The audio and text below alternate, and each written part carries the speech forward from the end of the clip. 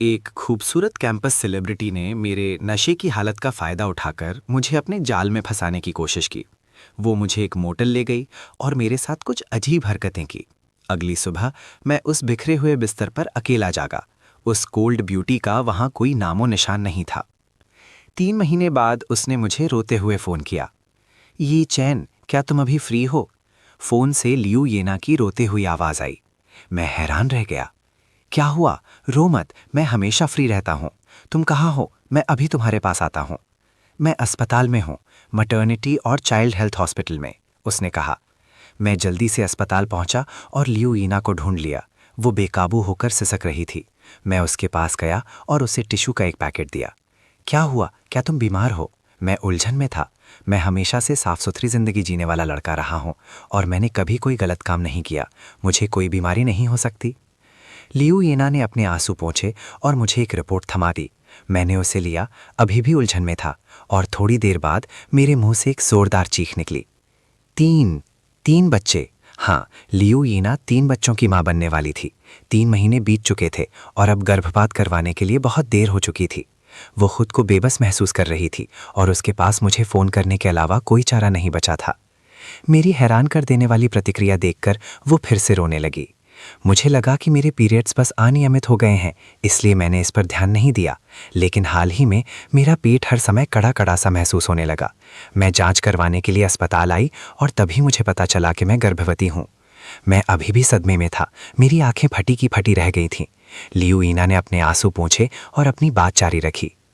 असल में इस सेमेस्टर की शुरुआत से ही मैं तुम्हें पसंद करती हूँ। उस दिन मैंने तुम्हें स्कूल में अपनी गर्लफ्रेंड के साथ बहस करते हुए देखा था। तुम नशे की हालत में बार से बाहर निकले थे और उस वक्त तुम्हारे साथ कोई नहीं था। बस इसीलिए मैं इस सब के लिए तुम्हें ज़रा भी दोष नहीं देती। ये सब इसलिए हुआ क्योंकि मैं तुम्हें पसंद करती हूँ। मैं सच में तुम दोनों को अलग नहीं करना चाहती थी। लेकिन अब बच्चे पहले ही 3 महीने के हो चुके हैं और वे 3 जुड़वा हैं। अगर तुम सच में उन्हें नहीं चाहते तो मैं तुम्हारी बात मान लूँगी, लेकिन अगर मैंने उन्हें हटा दिया तो हो सकता है मैं फिर कभी मां ना बन पाऊँ। मुझे होश आया। उस औरत को देखकर जो मुझसे अपने प्यार का इजहार कर रही थी, मेरा दिल पिघल गया। वैसे भी योएना के बारे में मेरी राय हमेशा अच्छी ही रही थी। आखिर वो कैंपस की मशहूर हस्ती थी। इसके अलावा अब तो बात बहुत आगे बढ़ चुकी थी। एक मर्द होने के नाते मुझे जिम्मेदारी लेनी चाहिए। डिंग!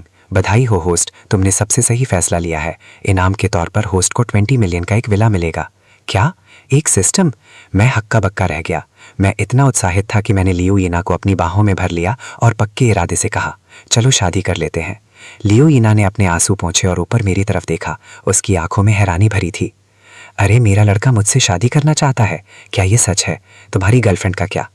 लियू और मेरा ब्रेकअप बहुत पहले ही हो चुका है। जिस दिन तुमने हमें झगड़ते देखा था उस दिन हम अलग ही हो रहे थे। मैंने ईमानदारी से समझाया क्योंकि मैं उस पर कोई दबाव नहीं डालना चाहता था। तो क्या तुम मुझसे शादी करने और मेरे बच्चों की मां बनने को तैयार हो? मेरी आंखों में उम्मीद भरी थी। लियू ईना ने मेरी उम्मीद भरी और पक्की नज़रों को देखा, अपने दांत भींचे और कहा, मैं तैयार हूँ, मैं तैयार हूँ। तुम्हारे साथ होना तो एक ऐसी बात थी जिसका मैंने कभी सपना भी नहीं देखा था। चिंता मत करो, मैं तुम्हें या बच्चों को कभी भूखा नहीं रहने दूंगा। मैं तुम्हारी जिम्मेदारी लूंगा, मैंने कहा। जब मैं वापस अपने हॉस्टल पहुंचा तो मैंने अपना दिमाग शांत किया और सोचा कि मुझे आगे क्या करना है। सबसे पहले मुझे हम दोनों के माता पिता से बात करनी थी। मैंने वीचैट पर लियू येना को एक मैसेज भेजा। उसने तुरंत जवाब दिया, तुम जो भी फैसला लोगे मैं उसे मानूंगी। जल्द ही मेरे माता पिता मुझसे मिलने आए। उनके हाथ में हमारा परिवार रजिस्टर था। अरे बदमाश, हमें बता कि आखिर चल क्या रहा है? तुमने अपने मैसेज में कहा कि हम जल्द ही दादा दादी बनने वाले हैं। तुमने तो हमारी जान ही निकाल दी। क्या कुछ महीने पहले ही तुम्हारा लिया आइवे से ब्रेकअप नहीं हुआ था? फिर अब वो प्रेग्नेंट कैसे है और शादी क्यों कर रही है? प्यार के नाम पर इतना भी कमजोर मत बनो। मेरी माँ मुझ पर सवालों की बौछार कर रही थी। मेरे पिताजी बस चुपचाप गंभीर होकर बैठे थे, एक शब्द भी नहीं बोल रहे थे। मैंने जल्दी से कहा, माँ, ये ली आइवे नहीं है। हमारा तो महीनों पहले ही ब्रेकअप हो गया था। अगर वो नहीं है तो फिर ये लड़की कौन है और ये सब क्या चल रहा है? मैंने एक पल सोचा। मैं ये नहीं कह सकता था कि नशे में मैंने कोई गलती कर दी थी। इससे उसकी छवि खराब होती।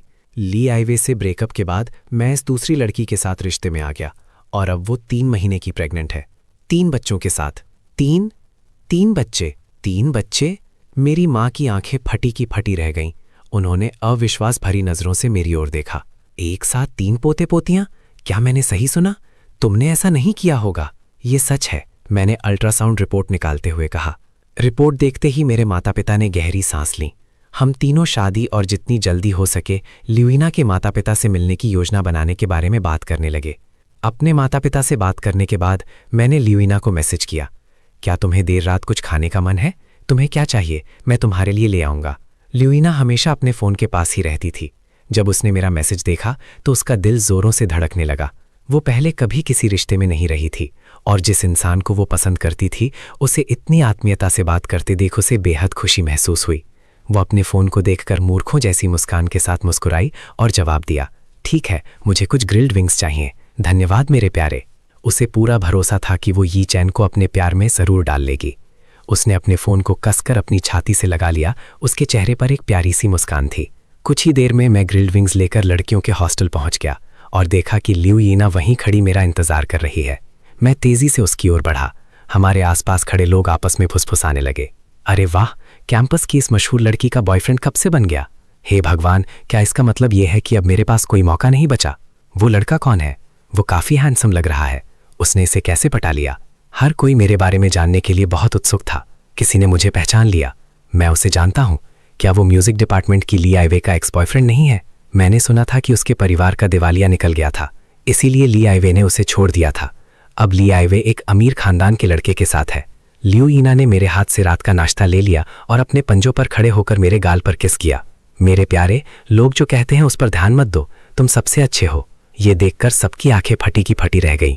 उन्हें लगा था कि मैं उसके पीछे पड़ा हूं, लेकिन असल में वो मुझे पसंद करती थी। ये बहुत बड़ी खबर थी। डिंग।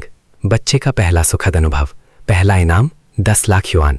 उसी समय मेरे फ़ोन पर एक मैसेज आया कि मेरे अकाउंट में 10 लाख युआन जमा हो गए हैं। मैंने अपने फ़ोन को नज़रअंदाज किया और सबकी घूरती नज़रों की परवाह ना करते हुए ल्यूइना को अपनी बाहों में खींच लिया। अब से मैं अपनी पत्नी और बच्चों की रक्षा करूंगा। मैं किसी को भी उन्हें चोट पहुंचाने नहीं दूंगा। उस रात मेरे और कैंपस की मशहूर हस्ती ल्यूइना के बारे में खबर स्कूल के पहले पन्ने पर छपी। दिवालिया अमीर लड़का कैंपस की ठंडी मिजाज मशहूर हस्ती को पटा लेता है और उसका दबंग बॉयफ्रेंड बन जाता है।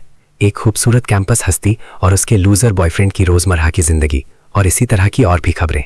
जब मैं अपने हॉस्टल के कमरे में वापस आया तो मेरे रूममेट ने मुस्कुराते हुए मुझसे पूछा, बॉस ये मुझे यकीन नहीं हो रहा कि तुमने ये बात सबसे छिपा कर रखी थी। हाँ, तुम दोनों एक दूसरे के साथ कब से हो? तुमने ये बात अब जाकर सबको क्यों बताई? मेरी तरफ ऐसे देखना बंद करो, मैं बस उसे डेट कर रहा हूँ, मैंने कहा। मेरे रूममेट्स तुरंत गपशप करने लगे। यार तुम तो कमाल के हो, तुमने कैंपस की सबसे मशहूर लड़की को पटा लिया। मुझे तुम्हारी तारीफ करनी पड़ेगी, तुम प्यार के खेल के उस्ताद हो। तुमने सच में ल्यूइना जैसी ठंडी मिजाज देवी को पटा लिया। लेकिन मैं ये जानना चाहता हूँ कि क्या तुम दोनों के बीच कोई शारीरिक संबंध बना है? शायद हम जल्द ही शादी का सर्टिफिकेट लेने वाले हैं। अगर हम शादी करने का फैसला करते हैं तो मैं तुम्हें अपना ग्रूम्समैन बनने के लिए बुलाऊंगा और हम अपनी शादी की वाइन पियेंगे। मेरी बातों से वे तीनों हैरान और परेशान हो गए। कुछ देर बाद उन्हें होश आया। सच में? तुम ग्रेजुएशन के ठीक बाद शादी कर रहे हो? ये तो पक्का हो चुका है, मैंने पूरे भरोसे के साथ कहा। शायद हम सर्दियों की छुट्टियों में ही सब कुछ निपटा लेंगे। अगली सुबह मैं ल्यूइना के साथ था। हम अपने माता पिता से मिलने के लिए तैयार थे। तभी मेरी मुलाकात मेरी एक्स गर्लफ्रेंड ली आइवे से हो गई। वो मुस्कुराते हुए मेरे पास आई। ई चैन, तुम तो कमाल के हो, तुमने सच में ल्यूइना को पटा गया। तुम्हारे पापा तो अब दिवालिया हो चुके हैं। तुम्हें क्या लगता है कि तुम उसके साथ रह पाओगे? मैं कुछ बोल ही नहीं पाया। तुम्हें किसने बताया कि मेरे पापा दिवालिया हो गए हैं? तभी ल्यूइन मेरे पास आई और उसने मेरा हाथ पकड़ लिया। उसने ली आइवे की तरफ हाथ बढ़ाया। नमस्ते, मैं ई चैन की गर्लफ्रेंड हूँ। ली आइवे ने अपनी आंखें घुमाई। चलो देखते हैं कि तुम दोनों का रिश्ता कितने दिन चलता है, उसने कहा और गुस्से में वहां से चली गई। ल्यूइना ने झिझकते हुए अपना हाथ पीछे खींच लिया। मैंने जल्दी से सफाई दी, हमारे बीच ऐसा कुछ भी नहीं है, तुम्हें मेरी बात पर यकीन करना होगा। ल्यूइना मुस्कुराई। मुझे पता है, चलो चलें, हम तुम्हारे माता पिता को ज़्यादा देर इंतज़ार नहीं करवा सकते। उसकी इस अच्छाई से मैं बहुत भावुक हो गया। जब वो मेरे माता पिता से मिली तो उसने बहुत प्यार से उन्हें नमस्ते किया। नमस्ते अंकल और आंटी। मेरे पापा का गंभीर चेहरा आखिरकार मुस्कुरा उठा। दूसरी तरफ मेरी माँ भी उससे मिलकर बहुत खुश हुई। तुम ही यिंगना हो, है ना? तुमसे मिलकर बहुत अच्छा लगा। उन दोनों की आपस में खूब जम गई। मेरी माँ को उसकी प्यारी और मिलनसार शख्सियत बहुत पसंद आई। थोड़ी ही देर में लियू यी और उसके माता पिता भी उस प्राइवेट कमरे में पहुंच गए। क्या आप सबने नाश्ता कर लिया है? चलो कुछ खाने का ऑर्डर देते हैं। थोड़ी बहुत इधर उधर की बातें करने के बाद वे असली मुद्दे पर आ गए। लियो की माँ ने मेरी तरफ देखा। इन दोनों बच्चों के बारे में आपके परिवार का क्या नजरिया है? चिंता मत कीजिए, मेरी माँ ने कहा। मुझे ये लड़का बहुत पसंद है, हम इसे निराश नहीं करेंगे। ईचैन एक अच्छा लड़का है और वो उसे निराश भी नहीं करेगा। मैंने तुरंत बीच में कहा, आंटी चिंता मत करो, मैं उसके साथ अच्छा बर्ताव करूंगा। लियू यिंगना ने मेरी तरफ देखा और प्यारी सी मुस्कान दी। उसे खुशी थी कि उसने गलत इंसान को नहीं चुना था। उसकी माँ को राहत मिली, लेकिन उनके मन में अभी भी कुछ सवाल थे, जैसे घर का क्या होगा। आंटी, मैंने पहले ही एक घर खरीद लिया है। ये शहर के बीचों बीच 200 वर्ग मीटर का एक विला है। ये थोड़ा छोटा है, लेकिन हम बाद में हमेशा एक बड़ा घर खरीद सकते हैं। लियू की माँ ने माथे पर बल डाले। उन्हें थोड़ा शक हुआ। उन्हें तसल्ली देने के लिए मैंने खाने के बाद उन्हें उस विला में ले जाकर दिखाया। ये वही 20 मिलियन वाला विला था जो सिस्टम ने मुझे इनाम में दिया था। क्या आप यहाँ घर देखने आए हैं? सेल्स पर्सन ने पूछा। मैंने शांति से लाल रंग का प्रॉपर्टी डीड निकाला। नमस्ते, मैं यहाँ अपने घर की चाबियां लेने आया हूँ। सेल्स पर्सन ने डीड देखी और तुरंत मैनेजर को बुलाया। मैनेजर ने डीड देखते ही मेरे पास आकर मुझे नमस्ते किया। ये इंपीरियल व्यू का विला नंबर 8 है। मिस्टर ई, मुझे कल रात ऊपर वालों से एक सूचना मिली थी और मैं आपका ही इंतजार कर रहा था। घर तैयार है, मैं आपको उसे दिखाने ले चलता हूँ। लियू यंगना के माता पिता ये देखकर पूरी तरह से निश्चिंत हो गए कि मैंने सच में घर खरीद लिया है। उन्हें वो 200 वर्ग मीटर का विला बहुत पसंद आया। ये तो शहर के बीचों बीच है, ये जरूर बहुत महंगा होगा, है ना? लियू की माँ ने पूछा। इस साल इसकी कीमत लगभग 100,000 बढ़ गई है, मैनेजर ने जवाब दिया। दोनों परिवारों के माता पिता हैरान रह गए। 200 वर्ग मीटर, इसका मतलब है कम से कम 20 मिलियन। एक कॉलेज के छात्र के पास इतना पैसा कैसे हो सकता है? मैंने शांति से कहा, हम सीधे यहीं क्यों नहीं रहने आ जाते? लियू यिंगना ने अपने माता पिता की तरफ देखा और मुस्कुराई। मैं आपकी बात मानूंगी। मेरे साथ कुछ समय बिताने के बाद वो मुझे और भी ज्यादा पसंद करने लगी थी। मेरी पर्सनैलिटी अच्छी थी और मुझ में जिम्मेदारी का एहसास भी था। वो बहुत खुश हुई। मेरी माँ मुझे एक तरफ ले गई। तुम्हें ये पैसे कहाँ से मिले बदमाश? चिंता मत करो माँ, ये पैसे एकदम सही हैं। मैंने कुछ भी गैर कानूनी नहीं किया है। मुझे तुम्हें ये बताने में कोई डर नहीं है कि मैं पिछले कुछ सालों से अपनी पॉकेट मनी का इस्तेमाल स्टॉक में इन्वेस्ट करने के लिए कर रहा हूँ और मैंने बहुत सारे पैसे कमाए हैं। लियू यिंगना की माँ भी उसे एक तरफ ले गई। क्या तुम्हें सच में पक्का यकीन है? लियू यिंगना ने धीरे से कहा। हाँ। और उसने मेरी तरफ देखा। उसे ये जानकर बहुत खुशी हुई कि जिस आदमी से वो प्यार करती थी वो उसकी बाकी की जिंदगी उसके साथ रहेगा। उस रात हमारे माता पिता घर चले गए। मैंने सोफे पर बैठी लिवेना को देखा और मुझे लगा कि सब कुछ एक सपना है। उसने देखा कि मैं उसे देख रहा हूँ और उसका चेहरा शर्म से लाल हो गया। उसने कुछ बार पलकें झपकाईं और धीरे से पूछा, तुम मुझे क्यों देख रहे हो? क्या मेरे चेहरे पर कुछ लगा है? मैं मुस्कुराया। तुम बहुत खूबसूरत हो। लिवेना को उम्मीद नहीं थी कि मैं इतना सीधा सीधा कहूँगा। उसका चेहरा गर्दन तक लाल हो गया। उसने धीरे से पूछा, क्या तुम्हें सच में यकीन है कि तुम मुझसे शादी करना चाहते हो? मैं हैरान रह गया। तुम ऐसा क्यों पूछ रही हो? क्या तुम्हें लगता है कि हम जल्दबाजी कर रहे हैं? मुझे तुम हमेशा से पसंद थी। मैं अपने पहले साल में ही तुम्हें जानना चाहता था। उसके बाद क्या हुआ ये शायद तुमने सुना ही होगा। मैं उस बात को फिर से नहीं उठाना चाहता। मुझे बहुत बहुत यकीन है कि तुम ही वो औरत हो जिसके साथ मैं अपनी ज़िंदगी बिताना चाहता हूँ। लिवेना की आंखें हैरानी से चौड़ी हो गईं। वो कुछ बोल नहीं पाई। मैं उसे पसंद करता था। हम एक दूसरे से प्यार करते थे। मैंने उसकी आंखों में उत्साह और उम्मीद देखी। उसके पास गया, उसका हाथ पकड़ा और घुटनों के बल बैठ गया। मैंने अपनी जेब से एक अंगूठी निकाली और उसका डिब्बा खोला। मिस लिवेना, मैं तुम्हारी जिम्मेदारी लूँगा। क्या तुम मुझसे शादी करोगी? उसने अपने हाथों से अपना मुंह ढक लिया। उसकी आंखें हैरानी से भर गईं। उसने हिचकिचाते हुए कहा, हाँ मैं करूँगी। मैंने वो सगाई की अंगूठी जो मैंने चुपके से खरीदी थी उसकी उंगली में पहना दी और उसे कसकर गले लगा लिया। पगली लड़की, रो मत। अब बच्चे का परिवार पूरा हो गया है। सिस्टम होस्ट को 20 लाख युआन का शादी का फंड देता है। मेरा दिल जोरों से धड़क रहा था। क्या सिर्फ प्रपोज करने के लिए मुझे 20 लाख मिल गए? मैंने अपनी खुशी को काबू करने की कोशिश की और पूछा, क्या तुम्हें भूख लगी है? मैं वे डम्पलिंग्स गर्म कर देता हूँ जो मैं साथ लाया था। लिवेना का चेहरा लाल था और उसने हाँ कह दिया। वो इतनी खुश थी कि मैं उसका इतना ख्याल रखता हूँ। मैं उसके लिए डम्पलिंग्स ले आया। सावधान रहना, ये गर्म है। मैं कल कुछ रोज़मर्रा की ज़रूरत का सामान ले आऊँगा। मैंने देखा कि यहाँ हमारे पास रसोई के कोई बर्तन नहीं है। डिंग, बधाई हो होस्ट, अपनी पत्नी और बच्चे के लिए खाना बनाने का छिपा हुआ मिशन पूरा करने के लिए। होस्ट को इनाम के तौर पर एडवांस्ड कुकिंग स्किल्स और 10 लाख युआन का नगद इनाम मिला है। मैं मन ही मन शिकायत किए बिना नहीं रह सका। एडवांस्ड कुकिंग स्किल्स, ये भला क्या भला है? क्या ये चाहते हैं कि मैं एक हाउसवाइफ बन जाऊं? लिवेना ने प्यारी सी मुस्कान दी। धन्यवाद पगले। मेरा धन्यवाद क्यों? मैंने उसकी ओर देखा, उसे खुशी खुशी डम्पलिंग्स खाते हुए देखा और फिर मैंने लिविंग रूम की ओर देखा। ये हमारे 5 लोगों के परिवार के लिए हमारा छोटा सा घर होगा। लिवेना खाते हुए चारों ओर देखने लगी और मुझे एक डम्पलिंग दी। रात के खाने के बाद हमने नहाया और सोने की तैयारी की। मुझे थोड़ी झिझक महसूस हुई और मैंने कंबल उठा लिया। शायद मुझे अगले कमरे में सोना चाहिए, मैंने लिवेना से कहा। उसने मुझे वापस खींच लिया। अब हम पति पत्नी हैं, हम अलग अलग कमरों में नहीं सो सकते। तुम यहीं सो सकते हो, इतने औपचारिक मत बनो। मैंने शर्म से लाल होते हुए अपना सिर खुजाया। ठीक है, लेकिन चिंता मत करना, मैं तुम्हारे साथ कुछ भी गलत नहीं करूँगा। अभी तुम्हारे लिए ये ठीक नहीं है। हम बिस्तर पर अकड़े हुए लेटे रहे। मैं बोर हो रहा था और अपने फ़ोन को देखने लगा। अचानक लिवेना ने गहरी सांस ली। मैं एकदम से चौकन्ना हो गया। क्या हुआ? क्या बात है? उसका चेहरा खुशी से दमक रहा था। मुझे लगता है कि मैंने बच्चे की हलचल महसूस की। ये बहुत हल्की सी थी। ये कमाल का है। मैं भी बहुत उत्साहित था। क्या मैं भी इसे महसूस कर सकता हूँ? हाँ, लेट जाओ और सुनो, देखो कि बच्चा क्या कर रहा है। मैं तुरंत उसके पेट पर लेट गया और ध्यान से सुनने लगा। मुझे बच्चे की कोई हलचल महसूस नहीं हुई, लेकिन मेरे दिमाग में सिस्टम की आवाज़ गूंज उठी। सिस्टम ने होस्ट का बच्चे के साथ पहला करीबी संपर्क पहचान लिया है। इनाम 1 करोड़ युआन नगद। इसके लिए भी इनाम है। मैं खुशी से फूला नहीं समा रहा था। अब मुझे दूध के पैसों की चिंता करने की ज़रूरत नहीं पड़ेगी। अगली सुबह हम अपना मैरिज लाइसेंस लेने के लिए सिविल अफेयर्स ब्यूरो गए। अपना मैरिज सर्टिफिकेट हाथ में लिए हमने एक दूसरे की तरफ देखा और मुस्कुराए। आखिरकार हमारी शादी हो गई। इस खुशी का जश्न मनाने के लिए मैं लियोना को एक मिशेलिन 5 स्टार रेस्टोरेंट में ले गया और हम खिड़की के पास बैठ गए। मैं उसके और करीब झुक गया। नाना, तुम क्या चाहती हो? मैं तुम्हें नाना कहकर बुलाऊं या पत्नी? वो शर्मा गई। तुम मुझे जो चाहो उस नाम से बुला सकती हो। क्या मैं तुम्हें पति कहकर बुला सकती हूँ? मैंने कहा, मुझे तुम्हें पत्नी और नाना कहकर बुलाना पसंद है। लियूयिना ने प्यारी सी मुस्कान दी। उसने कहा, तो फिर तुम मुझे पत्नी कहकर बुला सकती हो। ऐसा लगा जैसे हमारा रिश्ता और भी गहरा हो गया हो। खाना ऑर्डर करने के बाद वो मेरे कंधे पर सिर रखकर डिग गई। पति, क्या तुमने अपने क्लासमेट्स को बताया कि हमारी शादी हो गई है? मैंने कहा, मैंने अपने रूममेट्स को बताया था। मुझे लगता है कि उन्हें लगा कि मैं सिर्फ अपनी बड़ाई कर रहा हूँ। आखिर मेरी पत्नी तो पूरे कैंपस की जानी मानी हस्ती है। वो हंस पड़ी। तो क्या हुआ अगर मैं कैंपस की जानी मानी हस्ती हूँ? तुम भी तो बहुत कमाल के हो। बेशक, मैं तुम्हें पसंद करती हूँ। क्या तुम मुझे पसंद करते हो? मैंने कहा, बेशक मैं तुम्हें पसंद करता हूँ। मैं तुम्हें कैसे पसंद नहीं कर सकता? और फिर अब तो हमारे बच्चे भी हैं, इसलिए इन बातों के बारे में ज़्यादा मत सोचो। उसने थोड़ी उदास आवाज़ में पूछा, क्या ये सब बच्चे की वजह से है? मैं उसकी तरफ मुड़ा और उसकी आंखों में गहराई से देखा। कभी भी ऐसा मत सोचना। मैंने तुमसे इसीलिए शादी नहीं की क्योंकि तुम प्रेग्नेंट हो। अगर बात सिर्फ जिम्मेदारी की होती तो मैं बच्चे के गुजारे भत्ते के पैसे देकर ही काम चला लेता। मैं तुमसे शादी नहीं करता। हम दोनों को ही एक दूसरे को बेहतर तरीके से समझने के लिए थोड़ा समय चाहिए, इसलिए अपने मन में कोई भी गलतफहमी मत पालो। लियोयुनो थोड़ी उदास हो गई। शायद मुझ में आत्मविश्वास की कमी है।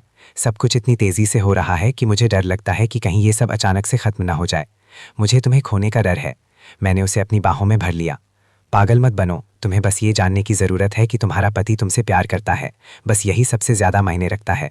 रात के खाने के बाद मैंने एक कार खरीदने का फैसला किया। सिस्टम से मुझे जो 10 मिलियन युआन मिले थे वे काफ़ी होने चाहिए। क्या तुम्हारे पास काफ़ी पैसे हैं? लियोयुन ने पूछा। अगर नहीं तो मैं अपने माता पिता से मांग सकती हूँ। वे कुछ समय से मेरे लिए दहेज के तौर पर एक कार तैयार कर रहे हैं।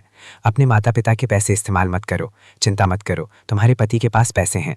लियोयुन को अभी भी थोड़ी चिंता थी। मुझे अपने माता पिता से 200,000 युआन का गिफ्ट मिला है। मैं उसे तुम्हें ट्रांसफ़र कर दूंगी। मैंने तुरंत मना कर दिया। नहीं नहीं, वो तुम्हारे माता पिता का गिफ्ट है। तुम्हें उसे अपने खर्च के लिए रखना चाहिए। वैसे हमारी शादी को कुछ ही दिन हुए हैं और मैंने तुम्हें अभी तक खर्च के लिए कोई पैसे नहीं दिए हैं। ये ठीक नहीं है। 1 मिनट रुको, मैं तुम्हें 1 मिलियन ट्रांसफ़र करता हूँ। इसे अपने पति की तरफ से तुम्हारे लिए गिफ्ट समझना। मैंने अपना फ़ोन निकाला और उसे 1 मिलियन युआन ट्रांसफ़र कर दिए। लियोयुन हैरान रह गई। वो तो बस कार खरीदने में मेरी मदद करना चाहती थी, लेकिन अब उसके पास 1 मिलियन युआन ज़्यादा आ गए थे। मेरे पति क्या काम करते हैं? वे इतने अमीर कैसे हैं? उसने दूसरे स्टूडेंट से सुना था कि मेरा परिवार दिवालिया होने वाला है। तुम्हें ये पैसे कहाँ से मिले पतिदेव? मैंने सुना था कि तुम्हारा परिवार दिवालिया होने वाला है। तुम मुझे ये सोचने पर मजबूर कर रहे हो कि मैंने किसी बड़े बिजनेसमैन से शादी की है। उसने हंसते हुए कहा, पैसे कहाँ से आए इसकी चिंता मत करो। बस यूं ही परिवार की एक अच्छी मालकिन बनकर रहो। मेरे पैसे साफ सुथरे हैं। मैंने उन्हें अपनी काबिलियत से कमाया है। मैं झूठ नहीं बोल रहा था। यहाँ तक कि सिस्टम के इनाम भी मैंने अपनी काबिलियत से ही कमाए थे। लियू के दिल को तसल्ली मिली। अब से मैं तुम्हें हर महीने खर्च के लिए ट्रांसफ़र करता रहूँगा। पैसे बचाने की ज़रूरत नहीं है। तुम्हारे पति अमीर हैं। बस मुझे बताओ कि तुम्हें क्या चाहिए और मैं इसे तुम्हारे लिए खरीद दूंगा। लियूयिना ने तुरंत मुझे गले लगा लिया। तुम मेरे लिए कितने अच्छे हो पति। पागल, तुम मेरी पत्नी हो। अगर मैं तुम्हारे लिए अच्छा नहीं होऊंगा तो किसके लिए अच्छा होऊंगा। थोड़ी देर बाद हम शांगचिंग के सबसे बड़े लग्जरी कार डीलरशिप पर पहुंचे। क्या तुम्हें कोई ऐसी कार दिखी जो तुम्हें पसंद हो पति? लियूयिना ने अलग अलग ब्रांड की कारों को देखते हुए पूछा। उसने तो इनमें से कुछ ब्रांड के बारे में कभी सुना भी नहीं था। पहले तुम देखो, अगर तुम्हें कोई ऐसी कार दिखे जो तुम्हें पसंद हो तो मैं उसे तुम्हारे लिए खरीद दूंगा। ये देखकर कि मैं कितना दरिया दिल था, लियूयिना ने आसपास देखना शुरू कर दिया। उसे बस एक ठीक ठाक कार चाहिए थी, शायद कुछ लाख युआन की। उसने एक लाल रंग की मर्सिडीज बेंज की तरफ इशारा किया, जो कि सबसे नया मॉडल था। अगर मुझे कोई कार चलानी हो तो मैं ये वाली चलाऊंगी। वो कार ठीक नहीं है। हमें 4 सीटर कार लेनी चाहिए। अगर वो थोड़ी ज़्यादा महंगी भी हो तो कोई बात नहीं, कोई दूसरी चुनो। स्टोर मैनेजर की आंखें चमक उठीं और उसने तुरंत लियूयिना को कारें दिखाना शुरू कर दिया, ऑडी से लेकर पोर्शे और BMW तक। उसने उन सभी कारों को देखा और आखिर में कहा, बाकी कारें बहुत ज़्यादा दिखावटी हैं। मैं तो वही मर्सिडीज बेंज GLC लूँगी जो तुमने मुझे पहले दिखाई थी। मैंने अपना सिर हिलाया। वो कार तो 10 लाख की भी नहीं है। एक लग्जरी कार की कीमत 10 लाख से ज़्यादा होनी चाहिए। कोई दूसरी चुनो।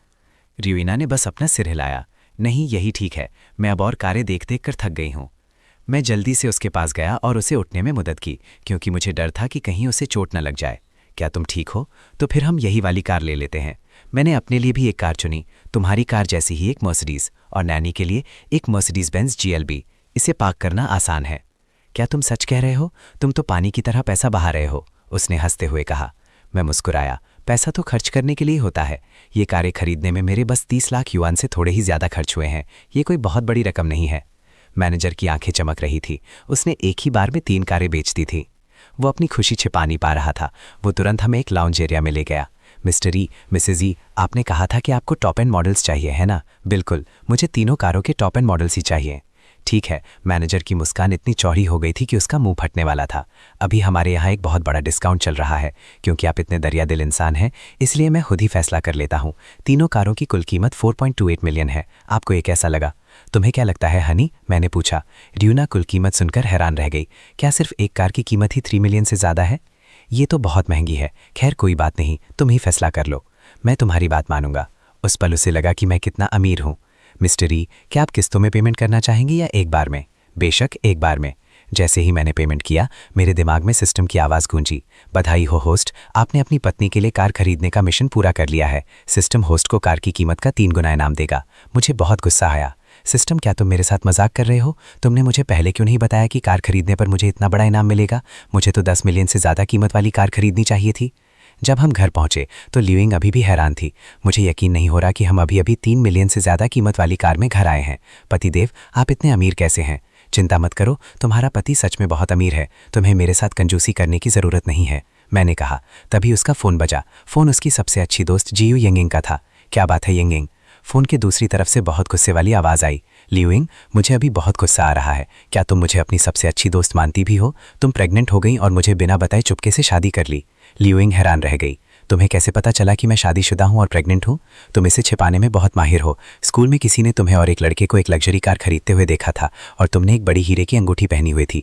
उन्होंने ये भी बताया कि वो लड़का हमारे ही स्कूल का है। ये खबर पूरे स्कूल फोरम पर फैल चुकी है। हर कोई तुम दोनों के बारे में जानता है और तुम लोग साथ रह रहे हो। लगता है सबकी अटकलें सही थी। तुम्हारे पिछले बर्ताव को देखते हुए तुम ज़रूर प्रेग्नेंट होगी। ल्यूना ने मेरी तरफ देखा और फ़ोन पर फुसफुसा कर कहा, वे गलत नहीं है। मैंने सच में उसी क्लास की ईचन से शादी कर ली है और मैं सच में प्रेग्नेंट हूँ। जियो यंगिंग बहुत देर तक चुप रही। ऐसा लगा जैसे उसे कुछ याद आ गया हो। क्या ये उसी रात हुआ था जब तुम हॉस्टल वापस नहीं आई थी? यूना शर्मा गए और बोली, हाँ। जियो यंगिंग ने आह भरी। तुमने बस ऐसे ही शादी कर ली? क्या तुम्हें शादी की रस्में ना होने का कोई अफसोस नहीं है? नहीं, क्योंकि मैं 3 बच्चों ट्रिपलेट्स की माँ बनने वाली हूँ। सुरक्षा कारणों से बच्चों के जन्म के बाद हम शादी करेंगे। ईचन ने मुझसे वादा किया है कि मुझे किसी भी चीज़ की कमी महसूस नहीं होगी। क्या 3 बच्चे? जियो यंगिंग हैरान रह गई। क्या तुम कोई सुअर हो? ल्यूइना इतनी गुस्से में थी कि वो उसे मारना चाहती थी। तुम खुद एक सुअर हो। तुम्हारा पूरा परिवार ही सुअरों का है। ओह, कितनी नाजुक कली है, सुअर की खाद में फंसी हुई। क्योंकि तुम्हारे 3 बच्चे होने वाले हैं, इसलिए मैं ही उनकी गॉडमदर बनूंगी। ल्यूइना हंसी। यी चेन के बारे में ऐसी बातें मत करो। वो बहुत हैंडसम है और तुम पक्का गॉडमदर बनोगी। चिंता मत करो। तुम कब फ्री हो? चलो ठीक से बात करते हैं। या तुम कहाँ रहती हो? क्या यी चेन में घर खरीदा है? प्लीज़ मुझे ये मत बताना कि तुम सब एक छोटे टूटे फूटे घर में रह रहे हो। मैंने सुना है कि उसका परिवार दिवालिया हो गया है। क्या ये सच है? उसका परिवार दिवालिया नहीं हुआ है। दूसरों की बातों पर ध्यान मत दो। यी चेन ने बहुत पहले ही घर खरीद लिया था। मैं शहर के बीचों बीच इंपीरियल व्यू विला 8 में रह रही हूँ। शहर के बीचों बीच इंपीरियल व्यू विला 8? वो तो एक विला है। मैं पक्का कुछ दिनों में तुमसे मिलने आऊँगी। मैं देखना चाहती हूँ कि एक अमीर परिवार का विला कैसा दिखता है। उन दोनों ने थोड़ी देर बात की, फिर एक दूसरे को अलविदा कहा और फ़ोन काट दिया। ल्यूइना ने अपना फ़ोन नीचे रखा और मेरी तरफ मुड़ी। उसने देखा कि मैं उसे ही घूर रहा हूँ। मैंने तुम्हारी कुछ बातें सुन ली। क्या लोगों को पता चल गया है कि हमारी शादी हो गई है और मैं प्रेग्नेंट हूँ? उसने मुझसे सच सच कह दिया। किसी ने मुझे मेरे बड़े पेट के साथ और तुम्हें सुपरमार्केट में देख लिया था। अब तो पूरे कॉलेज को हमारे बारे में पता चल गया है। हर कोई इसी बारे में बात कर रहा है और अपने अपने अंदाजे लगा रहा है। क्या तुम चाहती हो कि उन्हें पता चले? मैंने पूछा। तुम ऐसा क्यों पूछ रहे हो? तुम तो कॉलेज के इकलौते सेलिब्रिटी हो और मैं तो बस एक आम लड़की हूँ। मेरे साथ रहने से तुम्हारी इमेज पर ज़रूर असर पड़ेगा, इसीलिए मुझे चिंता हो रही है। ये चेन, तुम ऐसा सोच भी कैसे सकती हो? मेरे दिल में तुम ही सबसे ज़्यादा हैंडसम हो। तुमसे शादी करना मेरी ज़िंदगी की सबसे खुशी की बात और सबसे बड़ी खुशकिस्मती है। ये कहते हुए उसका चेहरा शर्म से लाल हो गया। ठीक उसी पल मेरा फ़ोन बज उठा। ये मेरे एक रूममेट का वीचैट मैसेज था। ये चेन, मैंने सुना है कि तुम्हारी शादी हो गई है और कैंपस की सबसे मशहूर लड़की के साथ तुम्हारा बच्चा होने वाला है। क्या ये सच है? हे भगवान, मैंने सुना है कि उसका परिवार बहुत अमीर है। वो एक एकदम सही अमीर और खूबसूरत औरत है। तुम बहुत किस्मत वाले हो। बॉस, ये हमें भी बताओ, तुम्हें इतनी ऊंची पसंद वाली औरत कैसे मिली? हम भी सीखना चाहते हैं ताकि हमें भी एक एकदम सही अमीर और खूबसूरत औरत मिल सके और हम अपनी ज़िंदगी की ऊंचाइयों तक पहुंच सकें। मैं उनकी चापलूसी और तारीफ़ें और बर्दाश्त नहीं कर सका। मैंने तुमसे कहा था कि मैं ल्यूइना से शादी कर रहा हूँ, लेकिन तुमने मेरी बात पर यकीन नहीं किया। हमारी सच में शादी हो चुकी है। हमारे पास शादी का सर्टिफिकेट भी है। ये पूरी तरह से कानूनी है। मेरी इन बातों से वहाँ फिर से एक ज़बरदस्त हलचल मच गई। हे भगवान, मुझे तो सच में लगा था कि तुम बस डींगे मार रहे हो। कैंपस की सबसे मशहूर लड़की मिलना कोई रोज़-रोज़ की बात तो है नहीं। लेकिन मुझे यकीन ही नहीं हुआ कि ये सच है, और मैंने तुम दोनों को पहले कभी एक दूसरे से बात करते हुए भी नहीं देखा था। क्या ये सच है कि तुम्हारा बच्चा होने वाला है? मुझे तो इस बारे में ज़्यादा जानने की उत्सुकता है। समय का हिसाब तो मेल ही नहीं खा रहा है। क्या तुम बस एक खूबसूरत चेहरे के पीछे आंखें मूंद कर चल दिए? जब मैंने तुम्हें बताया था तब वो पहले से ही गर्भवती थी। मुझे तो अभी अभी इस बारे में पता चला था, इसीलिए मैंने तुमसे कहा था कि हम शादी करने वाले हैं। मैं एक मर्द हूँ, मैं खुद को किसी के हाथों इस्तेमाल नहीं होने दूंगा। कुछ देर के लिए सब लोग एकदम चुप हो गए। अरे बदमाश, तुमने कैंपस की सबसे मशहूर लड़की को इतनी आसानी से पटा लिया। तुम तो बड़े तेज हो।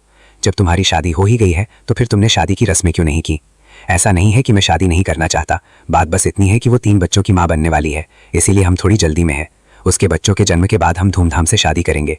चिंता मत करो, मैं तुम सबको अपनी शादी में ज़रूर बुलाऊंगा, या अगर तुम लोग फ्री हो तो मैं तुम सबको बाहर किसी बढ़िया जगह खाना खिलाने ले चलूंगा। मेरे जवाब देने के बाद मेरे रूममेट्स ने मुझे तंग करना बंद कर दिया। उन सब ने कहा कि वे उस शानदार दावत का बेसब्री से इंतजार कर रहे थे।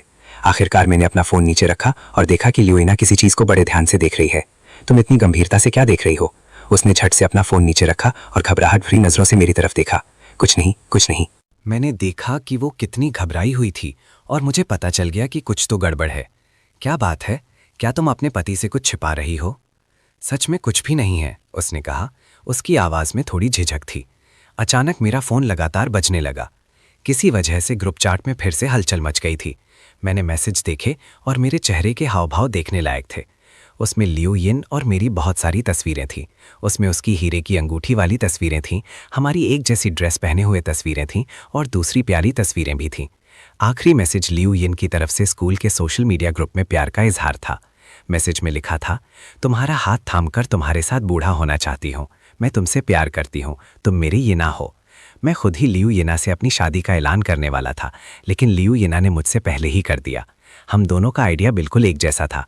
मैं अपना फ़ोन लेकर उसके पास गया। एक मर्द होने के नाते सबसे पहले प्यार का इजहार मुझे करना चाहिए था, लेकिन मुझे उम्मीद नहीं थी कि तुम मुझसे पहले कर दोगी। उसने मेरी तरफ देखा और मुस्कुराई। बहुत से मर्दों ने मुझसे प्यार का इजहार किया है, लेकिन तुम मेरे मर्द हो, इसलिए मेरा फ़र्ज़ बनता है कि मैं इसे स्वीकार करूं और सबको बताऊं कि तुम ही वो मर्द हो जिससे मैं सबसे ज़्यादा प्यार करती हूं। मैंने उसे कसकर गले लगा लिया। मेरा दिल इतना भर आया था कि मेरी आंखों में लगभग आंसू आ गए थे। मैंने ग्रुप चैट खोला और एक मैसेज भेजा, मैं भी तुमसे प्यार करता हूँ मेरी येना। जल्द ही क्लासमेट्स हमें बधाई के मैसेज भेजने लगे। फ़ोन की दूसरी तरफ ली एवी गुस्से से उबल रही थी। पगली, अब से ये सब चीज़ें अपने पति पर छोड़ दो, ठीक है? मैंने कहा।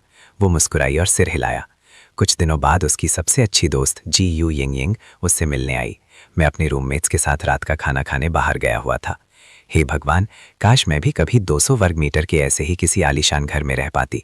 मुझे इस विला से प्यार हो गया है। जी यू यिंग यिंग की आंखें चमक रही थीं। ये उतना बड़ा नहीं है, आंगन मिलाकर भी यह सिर्फ 100 वर्ग मीटर का ही है, लियू येना ने खुशी से मुस्कुराते हुए कहा। जी यू यिंग यिंग को बहुत जलन हो रही थी। ये अफवाह किसने फैलाई थी कि यी चिन का परिवार दिवालिया हो गया है? मेरा मन कर रहा है कि मैं उन्हें घूंसा मारूं।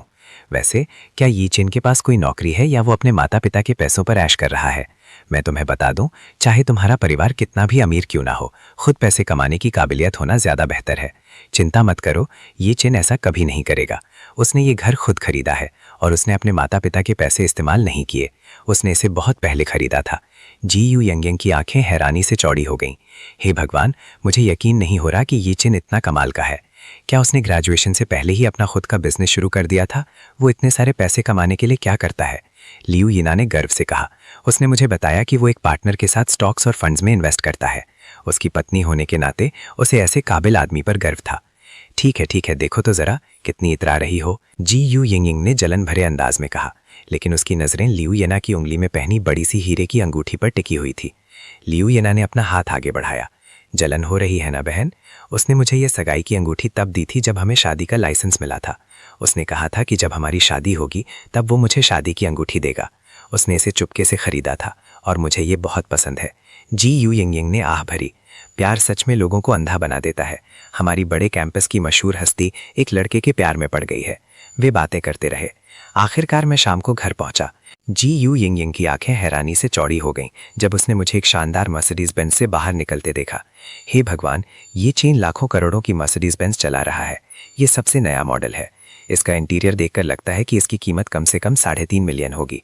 हनी, मैं घर आ गया। मैंने कहा, नमस्ते, क्या आप मेरी पत्नी की सबसे अच्छी दोस्त जी यू यिंग हैं?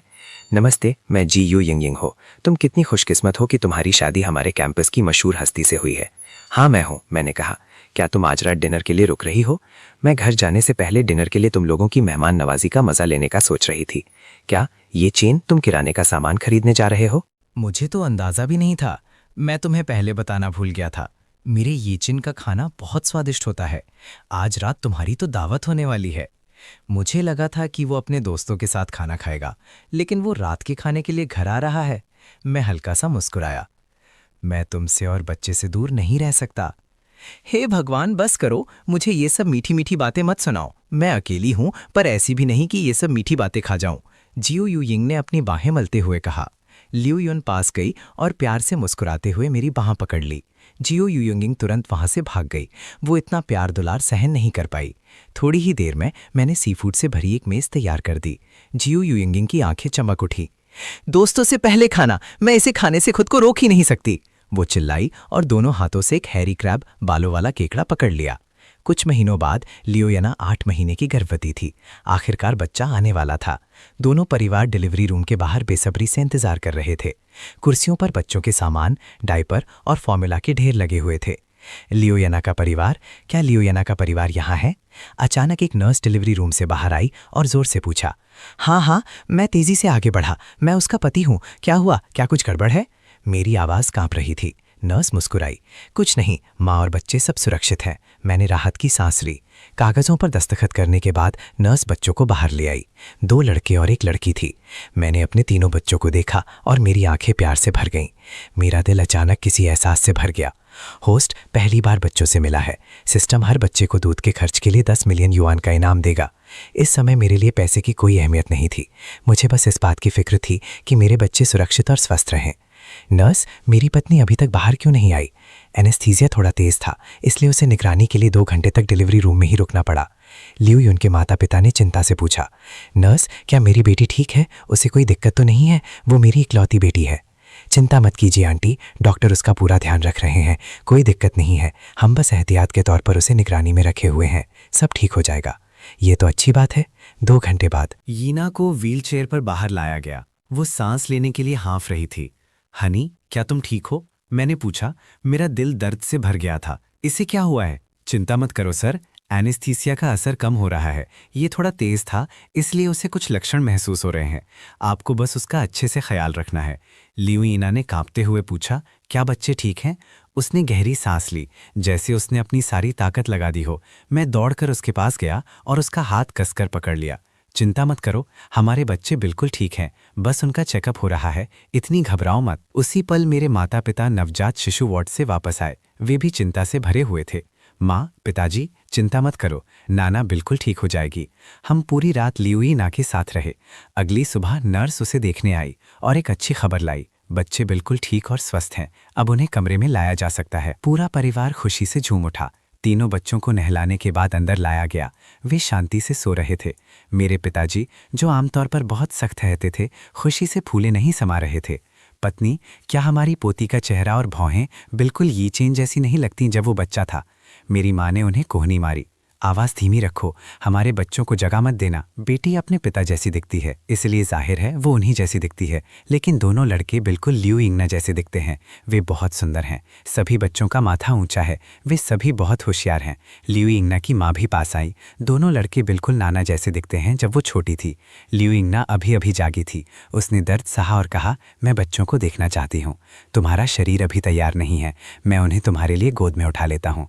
मैं गया और धीरे से हमारी बेटी को गोद में उठाया और उसे लियू यिना के पास ले आया। उसने प्यार भरी मुस्कान के साथ अपनी बेटी के गाल पर चूमा, लेकिन फिर वो रोने लगी। मैं डर गया। हनी, तुम क्यों रो रही हो? बच्चे ठीक हैं।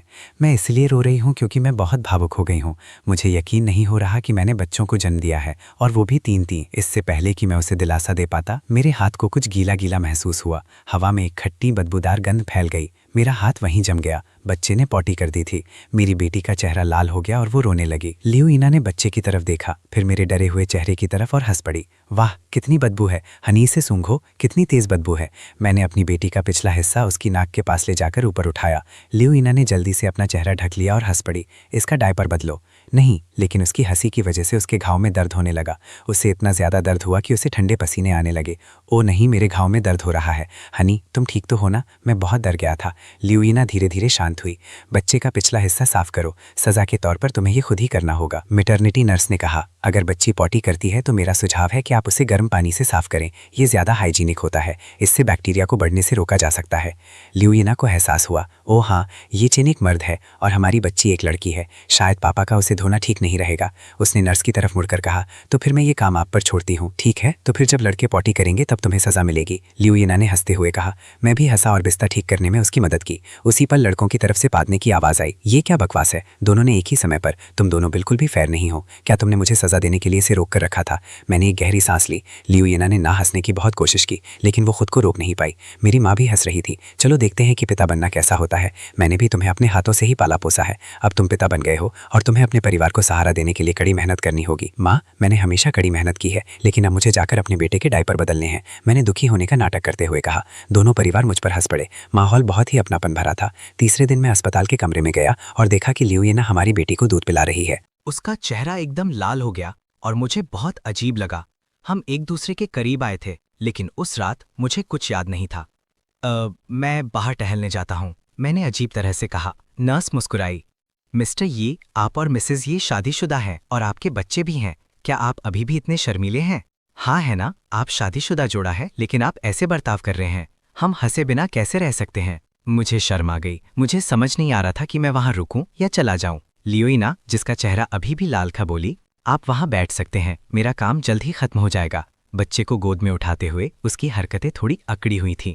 मैंने उसकी बात मानी और कॉफी टेबल के पास बैठ गया, थोड़ा खोया खोया सा।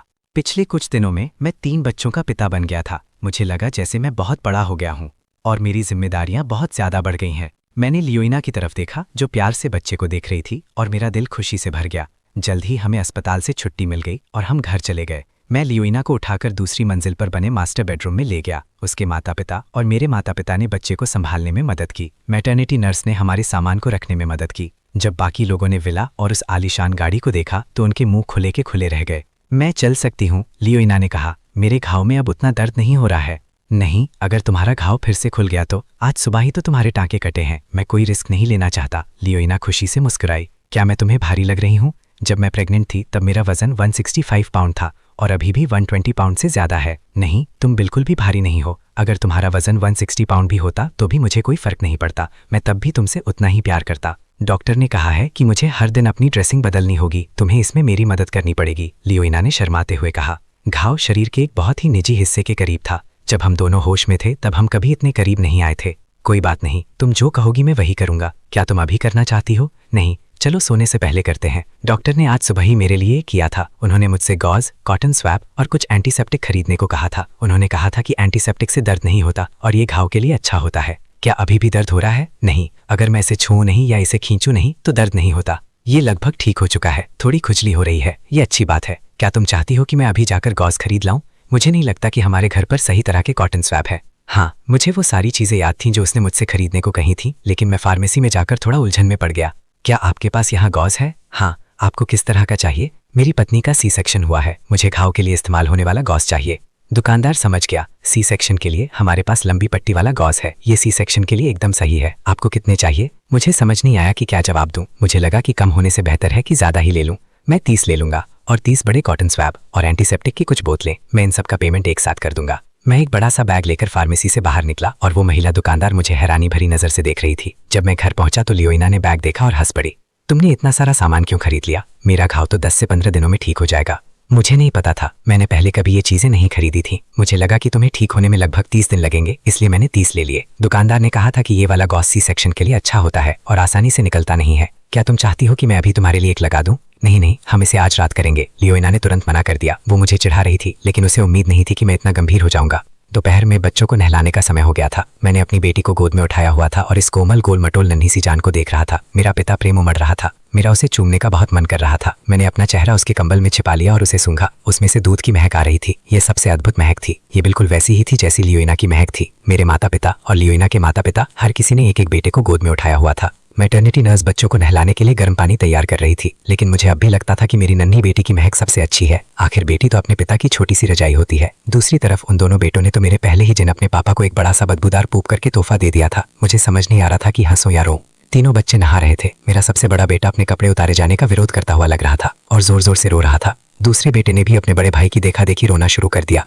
ऐसा लग रहा था जैसे वे रोने का मुकाबला कर रहे हों। लियोइना रोने की आवाज़ सुनकर उनकी तरफ खींची चली आई। बड़ी दोनों बच्चों को क्या हुआ है? वे सिर्फ नहाने के लिए इतना ज़्यादा क्यों रो रहे हैं? उनका मिजाज तो बहुत ही ख़राब है। हाँ है ना, मेरी बेटी तो उनसे कहीं ज़्यादा समझदार है, मैंने कहा। लियोइना पास आई और उसने बड़ी प्यार से हमारी बेटी के चेहरे को छुआ। मेरी प्यारी सी गुड़िया। फिर उसने अपने उन बेटों की तरफ देखा जो अब शांत हो चुके थे और वो उनके पास चली गई। तुम दोनों को अपनी बहन से कुछ सीखना चाहिए। मैंने अपने फ़ोन पर कुछ नर्सरी राइम्स बच्चों की गीत चला दिए ताकि बच्चे उन्हें सुनकर नहाते समय आराम महसूस कर सकें। उनके हाव भाव देखकर साफ पता चल रहा था कि उन्हें अच्छा लग रहा है। उन्होंने संतुष्टि भरे भाव के साथ अपनी आंखें मूंद लीं और लगभग सो ही गए थे। डिंग! बच्चों को पहली बार नहलाने का काम पूरा हुआ। इनाम 10 लाख युआन। सब कुछ मेरी उम्मीद के मुताबिक ही चल रहा था। बच्चों को नहलाने के बाद जब हम उन्हें कपड़े पहना रहे थे तब भी वे थोड़ी बहुत हलचल कर रहे थे और अपने छोटे छोटे हाथ चूस रहे थे। जैसे ही उन्हें कपड़े पहनाकर लपेट दिया गया वे सब के सब सो गए। लगभग 30 मिनट बाद वे तीनों ही रोने लगे। मेरी बेटी का रोना किसी छोटी सी बिल्ली के बच्चे की आवाज़ जैसा लग रहा था। वो बहुत ही प्यारा था। मैंने उसे गोद में उठाया और बाकी दोनों बच्चों की तरफ देखा।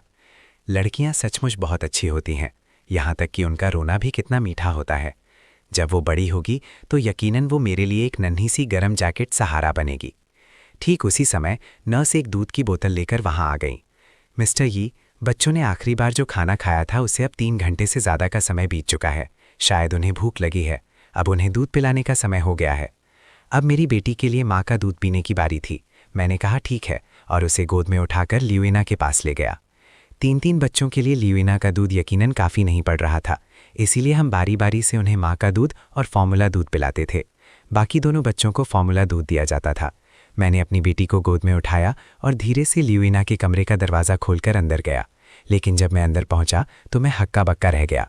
मैं अपनी हैरानी पर काबू नहीं पा सका और बस चुपचाप खड़ा रह गया। वो उस समय दूध निकाल रही थी। मेरी आंखें फटी की फटी रह गई। लियो यिंग ने मुझे घूरते हुए देख लिया। उसने नीचे देखा कि वो क्या कर रही है और तुरंत मेरी तरफ से अपनी पीठ फेर ली। पतिदेव, आपने दरवाज़ा खटखटाया क्यों नहीं? मुझे बहुत अफसोस है, मैं भूल गया था। मैं जल्दी से पीछे हट गया और दरवाज़ा बंद कर दिया। लियोइना अभी आराम कर रही थी और घर में आने से पहले हर किसी को दरवाज़ा खटखटाना होता था। अब जब घर में ज़्यादा लोग थे तो ये शिष्टाचार की बात थी। उसने आवाज़ लगाई, अब आप अंदर आ सकते हैं। मैंने दरवाज़ा फिर से खोला। बाल बच गया। किस्मत से उसका चेहरा बस थोड़ा सा लाल हुआ था और उसे बुरा नहीं लगा। पिछली बार दूध निकाले हुए बहुत समय हो गया था, इसीलिए इस बार थोड़ी मुश्किल हुई। उसने मेरी बेटी की तरफ हाथ बढ़ाया। उसे मुझे दे दो। मैं अभी भी थोड़ा असहज महसूस कर रहा था, लेकिन मैंने अपनी बेटी को उसकी गोद में दे दिया और कमरे से बाहर निकल आया। मेरे दिमाग में बार बार वही दृश्य घूम रहा था। देखकर तो ऐसा ही लग रहा था कि हमारी बेटी के लिए उसके पास काफ़ी दूध होगा, मैंने सोचा। मैंने तुरंत अपने दिमाग से ये विचार झटक दिए और दूसरे कमरे में चला गया। ऐसा लगा जैसे दोनों लड़कों ने मेरे वापस आने की आहट सुन ली हो। उन्होंने अपनी बोतलें मुंह से निकाल दी और तुतलाने लगे। लियोइना की माँ हंस पड़ी। लगता है ये अपने पापा से दूध पीना चाहते हैं। तुम दोनों छोटे शैतान अपने पापा को थकाना चाहते हो, है ना? हालांकि मैंने ऐसा कहा, लेकिन मैंने उन दोनों को गोद में उठा लिया, एक को एक हाथ में और दूसरे को दूसरे हाथ में। मेरी माँ ने उनके मुंह में बोतलें लगा दी और वे फिर से दूध पीने लगे। बोतलों से दूध चूसने की आवाज़ सुनकर सबके चेहरे पर मुस्कान आ गई। होस्ट ने बच्चों को दूध पिला दिया है। सिस्टम होस्ट को 1 लाख युआन का इनाम देगा। ये चेन, अगर ये तुम्हारे अलावा किसी और से दूध ना पिए तो क्या होगा? तो फिर मुझे घर पर रहकर ही बच्चों की देखभाल करनी पड़ेगी। मैं उन्हें भूखा तो नहीं छोड़ सकता, है ना? बच्चों को दूध पिलाकर मुझे बहुत खुशी हो रही थी। आखिरकार ये सिस्टम मुझे हर बार 1 लाख युआन दे रहा था। ये किसी भी नौकरी से बेहतर था। उन्हें हर 2 या 3 घंटे में खाना खिलाना पड़ता था। 24 घंटों में मैं लगभग 6 लाख या 7 लाख युआन कमा सकता था। मुझे ऐसी नौकरी कहाँ मिल सकती थी जिसमें महीने के 20 मिलियन युआन से ज़्यादा मिलते हों। शाम हो चुकी थी। नर्स गर्म पानी की एक बाल्टी लेकर लियोइन के कमरे में आई। मिसेस जी, आज आप अपने बाल धो सकती हैं। ये अदरक मिला उबला हुआ पानी है, ये आपके लिए बहुत अच्छा है, मैंने कहा। ली, तुम जाकर आराम करो, ये काम मैं कर लूँगा। मैंने उससे पानी की बाल्टी ले ली। ली थोड़ी हैरान हुई। ठीक है, मैं सब कुछ तैयार करने में तुम्हारी मदद कर देती हूँ और फिर चली जाऊँगी। उसके बताए अनुसार मैंने बिस्तर पर एक वाटरप्रूफ कपड़ा बिछा दिया। लियोइंग हैरान रह गई। उसने कभी सोचा भी नहीं था कि मैं उसके बाल धोऊंगा। वो बिस्तर पर लेट गई। ली के कमरे से जाने के बाद मैंने धीरे धीरे उसके घने काले बालों की मालिश की और उन्हें पानी से गीला किया। हम दोनों में से किसी ने कुछ नहीं कहा, लेकिन माहौल में एक प्यारी सी मिठास घुली हुई थी। ये चैन, ये कितना अच्छा लग रहा है, उसने कहा। तुम मुझे मेरे नाम से क्यों बुला रही हो? ये बहुत ही औपचारिक लगता है। मुझे पति कहकर बुलाओ। पति, पति, पति। लियोइंग बहुत खुश थी। वो जानती थी कि मुझे अपने पति और अपने बच्चों के पिता के रूप में पाकर वो कितनी खुशकिस्मत है। वो लॉटरी जीतने से भी ज़्यादा खुशकिस्मत थी। मैंने उसके सीने पर पड़े छोटे छोटे नीले निशानों पर गौर किया। मेरा दिल दुख से भर गया। मैंने धीरे से उन्हें छुआ। उसने मेरा हाथ झटक दिया। तुम क्या कर रहे हो? मेरे बाल धो। मैंने झेपते हुए अपना हाथ पीछे खींच लिया। मैं तो बस तुम्हारी फिक्र कर रहा था। उसके बाल धोने के बाद मैंने वो एंटीसेप्टिक और पट्टियाँ निकालीं जो मैं उसके जख्म की सफाई के लिए खरीद कर लाया था। उसने अस्पताल वाली पट्टी पहले ही हटा दी थी। वो अभी भी थोड़ी शर्मिंदा थी, क्योंकि जख्म शरीर के एक ऐसे हिस्से पर था और उसका निशान भी बहुत भद्दा दिख रहा था। लेकिन मुझे इसकी कोई परवाह नहीं थी। मैंने धीरे धीरे पट्टी हटाई। दर्द के मारे उसके मुंह से एक हल्की सी चीख निकल गई। अगर दर्द हो तो मुझे बताना, मैं और धीरे धीरे करूँगा, तब इतना दर्द नहीं होगा, मैंने कहा। उसने अपनी आंखें घुमाई। बस जल्दी से इसे ख़त्म करो, फटाफट कर दो। ठीक है, बस मुझे बताते रहना कि तुम्हें किस चीज़ की ज़रूरत है और किस चीज़ की नहीं। संकोच मत करना। क्या तुम तैयार हो? मैं पट्टी हटाने जा रहा हूँ। हटाओ, उसने अपने दांत खींचते हुए कहा। मैंने बैंडेज हटाई और उसके पेट पर एक चौंकाने वाला निशान देखा और उसमें से थोड़ा खून रिस रहा था। मैं एक पल के लिए चुप हो गया। क्या दर्द हो रहा है? मैंने धीरे से पूछा। वो हैरान रह गई। ज़्यादा दर्द नहीं हो रहा, बस जब मैं उसे खींचती हूँ तब दर्द होता है। 9 दिन हो गए हैं और अब तो बस खुजली होती है। मैंने कुछ नहीं कहा। मैंने बस एंटीसेप्टिक खोला, उसमें एक कॉटन स्वैब डिबोया और धीरे से घाव साफ करना शुरू कर दिया। सी सेक्शन में 10 कट लगते हैं और हर परत को वापस सिला जाता है। भला दर्द कैसे नहीं होगा? जैसे ही मैंने सावधानी से उसका घाव साफ किया, मैंने धीरे से उस पर फूंक मारी। लियोइन ने मेरी तरफ देखा, अपने प्यारे पति की तरफ, और खुशी से मुस्कुराई। जब मेरा काम हो गया तो मैंने उस पर एक नई बैंडेज लगा दी। सब हो गया हनी। वो शर्मा गई और मुझे उसकी पैंट ऊपर खींचने दी, उसकी शर्ट नीचे करने दी और उसे बिस्तर में ठीक से लिटाने दिया। हनी, क्या ब्रेस्ट फीडिंग थकाने वाला काम है? मैंने बिस्तर पर बैठते हुए पूछा। ठीक है, ठीक से सोना पाने के अलावा मुझे असल में इसमें मज़ा आता है, उसने कहा। मैंने उसे वो बताने का फैसला किया जो मैं सोच रहा था। मैं सोच रहा था कि ब्रेस्ट मिल्क देना बंद कर दें। मैं तुम्हें आधी रात को उठकर उन्हें दूध पिलाते हुए नहीं देखना चाहता। मैं नहीं चाहता कि तुम्हारी नींद खराब हो। मैं नहीं चाहता कि तुम इतनी थक जाओ। नहीं, मैं थकी हुई नहीं हूँ, लुइना ने जल्दी से कहा। मैं अपने बच्चों के लिए ऐसा करके खुश हूँ। मैं बस ये नहीं चाहता कि तुम इतनी थक जाओ और निढाल हो जाओ। मैं चाहता हूँ कि तुम ठीक हो जाओ और अपनी पुरानी वाली हालत में वापस आ जाओ, ताकि हम वापस स्कूल जा सकें और इस साल एक साथ ग्रेजुएट हो सकें, मैंने कहा। वो मुस्कुराई और उसने मुझे गले लगा लिया। पतिदेव, मेरे बारे में सोचने के लिए धन्यवाद। जब तक तुम खुश हो, मैं खुश हूँ। अगर तुम्हें बच्चे पसंद हैं और तुम और बच्चे चाहते हो तो मैं तुम्हारे साथ और बच्चे पाकर खुश होंगी। माहौल अचानक थोड़ा शरारती सा हो गया। एक आदमी और एक औरत बिस्तर पर गले मिल रहे थे और बच्चों के बारे में बातें कर रहे थे, और मेरे बगल में बैठी वो औरत बहुत ही खूबसूरत थी। मैंने एक गहरी सांस ली और अपनी इच्छाओं को दबाने की कोशिश की, लेकिन तभी लोइना ने मेरे चेहरे पर किस किया। मेरा शरीर अकड़ गया और मेरी सांसें थोड़ी तेज हो गईं। ना, ऐसा मत करो। उसने अभी अभी बच्चे को जन्म दिया था और अभी भी आराम कर रही थी।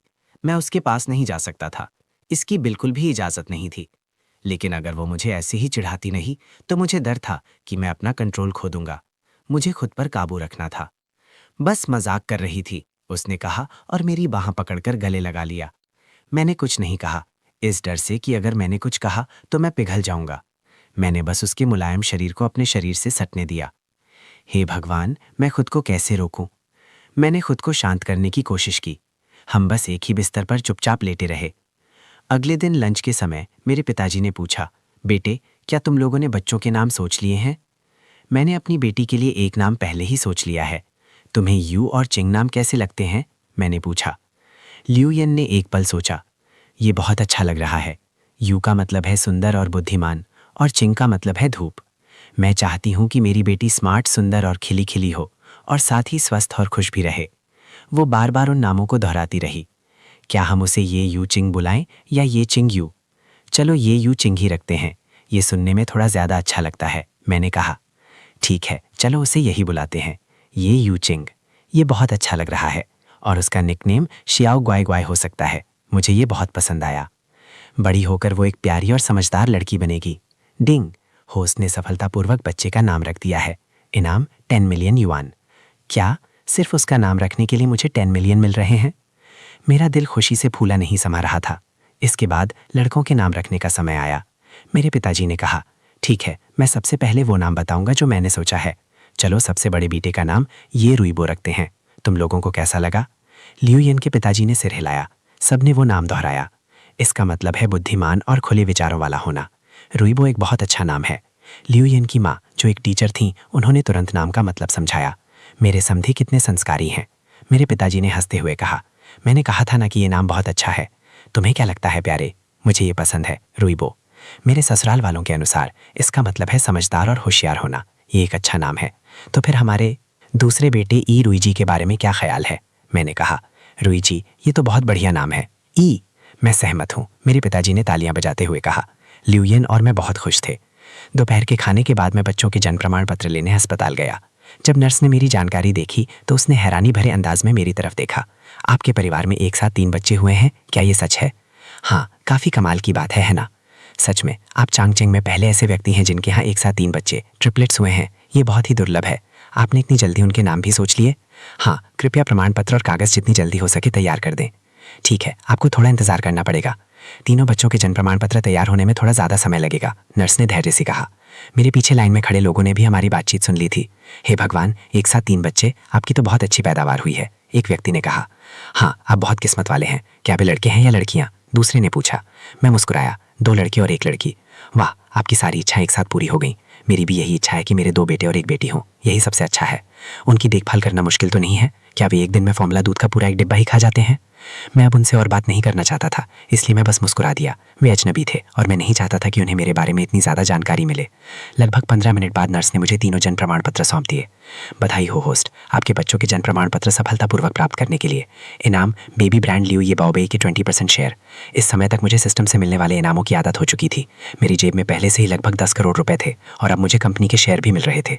मैंने तुरंत उस बेबी ब्रांड के बारे में पता लगाया। कमाल हो गया। उस ब्रांड की कीमत 30 अरब युआन है। इसका मतलब है कि मुझे अभी अभी सिस्टम से 6 अरब युआन मिले हैं। और सबसे अच्छी बात यह है कि बच्चों के ब्रांड बहुत फायदेमंद होते हैं। मेरे 20% शेयरों के साथ मुझे हर साल बहुत ज्यादा डिविडेंड मिलेगा। मैं बहुत खुश था। जन्म प्रमाण पत्र मिलने के बाद मैं बच्चों का रजिस्ट्रेशन करवाने पुलिस स्टेशन गया। जैसे ही मुहर लगी, सिस्टम फिर से बज उठा। बधाई हो होस्ट, बच्चों का सफलतापूर्वक रजिस्ट्रेशन करवाने के लिए। इनाम 200 मिलियन युआन का यूलोंगवान विलाज है। प्रॉपर्टी के कागजात और चाबी कल आपको डाक से भेज दिए जाएंगे। मैं फिर से हैरान रह गया। यूलोंगवान अमीरों का एक मशहूर इलाका था। शियानचेंग में जिसकी भी दौलत कुछ अरबों में थी, वो वहीं रहता था। मेरा अभी वाला विला शहर के बीच से थोड़ा दूर था, लेकिन यूलोंगवान ठीक शहर के बीच में था। हे भगवान, 1000 वर्ग मीटर। मेरा परिवार यहाँ आसानी से रह पाएगा। जब मैं घर पहुंचा तो मेरी माँ मुझे एक तरफ ले गई। ईचन, तुम्हारे पास अभी कोई नौकरी नहीं है, तुम क्या करने वाले हो? मुझे लगता है कि तुम्हारे पिताजी चाहते हैं कि तुम पारिवारिक व्यवसाय संभाल लो। मैं मुस्कुराया। माँ, क्या आपको चिंता है कि मैं अपनी पत्नी और बच्चों का गुजारा नहीं कर पाऊंगा? बेशक मुझे चिंता है। कम से कम तुम्हारे पिताजी की कंपनी में तुम्हारे पास एक पक्की नौकरी तो होगी। मुझे शेयरों के बारे में थोड़ी बहुत जानकारी है, लेकिन इंसान को ज़मीन से जुड़ा हुआ होना चाहिए। मुझे पता है माँ, लेकिन शायद आपको ये नहीं पता होगा कि बच्चों का जो राष्ट्रीय ब्रांड ल्यूई ब्योबे है, उसमें मेरे 20% शेयर हैं। क्या? बच्चों के ब्रांड वाली चेन स्टोर? मैंने उन्हें सुबह की खबरों में देखा है। वो तो कई अरब युआन की कंपनी है और तुम्हारे पास 20% शेयर हैं? मेरी माँ हैरान रह गई। ये ब्रांड तो पिछले 2-3 सालों में ही शुरू हुआ है। मैंने कॉलेज शुरू करने के ठीक बाद ही इसमें निवेश करना शुरू कर दिया था। मेरी माँ अभी भी हैरान थी। 20% शेयरों की कीमत तो अरबों में होगी, है ना? हाँ, शुरू में हम बस कुछ ही लोग थे। हम में से एक दुकान खोलना चाहता था और बस वहीं से ये सब शुरू हो गया। मुझे उम्मीद नहीं थी कि ये इतना बड़ा हो जाएगा, लेकिन अब मुझे हर साल करोड़ों का डिविडेंड मिलता है। मेरे सच बताने के बाद मेरी माँ को अचानक सब समझ आ गया। तो बात ये है, तुमने हमें पहले क्यों नहीं बताया? लेकिन ये बात समझ में आती है, अब ये दुनिया युवाओं की है। तुम्हारे पापा तो बस यही सोच रहे थे कि तुम कंपनी संभाल लो। मैंने कहा माँ, मेरी आमदनी पक्की है, इसलिए आपको इस बात की चिंता करने की ज़रूरत नहीं है कि मेरे पास कोई ठीक ठाक नौकरी नहीं है। जहाँ तक पापा की कंपनी की बात है, क्या आपने नहीं कहा था कि आप लोग यहीं शिफ्ट हो रहे हैं? अगर तुम्हें कोई भी पैसों की दिक्कत हो तो बस मुझे बता देना।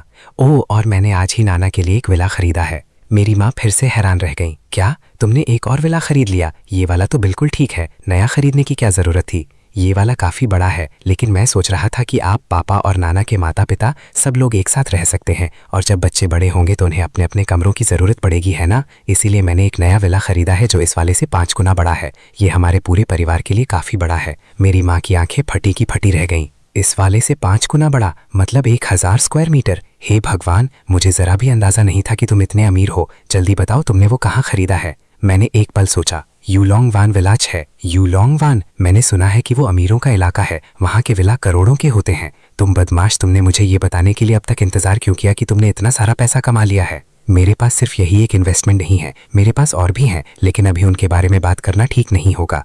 और भी हैं? ये पहली बार था जब मैंने अपने परिवार के सामने अपने पैसों के बारे में इतनी खुलकर बात की थी। कौन जाने ये सिस्टम मुझे और क्या क्या देगा। मैं ज़्यादा विस्तार में नहीं जाऊंगा, लेकिन अब बेफिक्र रह सकते हैं कि आपके बेटे के पास पैसों की कोई कमी नहीं है। अपनी माँ से बात करने के बाद मैं तेज़ी से ऊपर गया, क्योंकि मुझे अपने सबसे बड़े बेटे के रोने की आवाज़ आ रही थी। जैसे जैसे मैं सीढ़ियाँ चढ़ता गया, रोने की आवाज़ और तेज़ होती गई।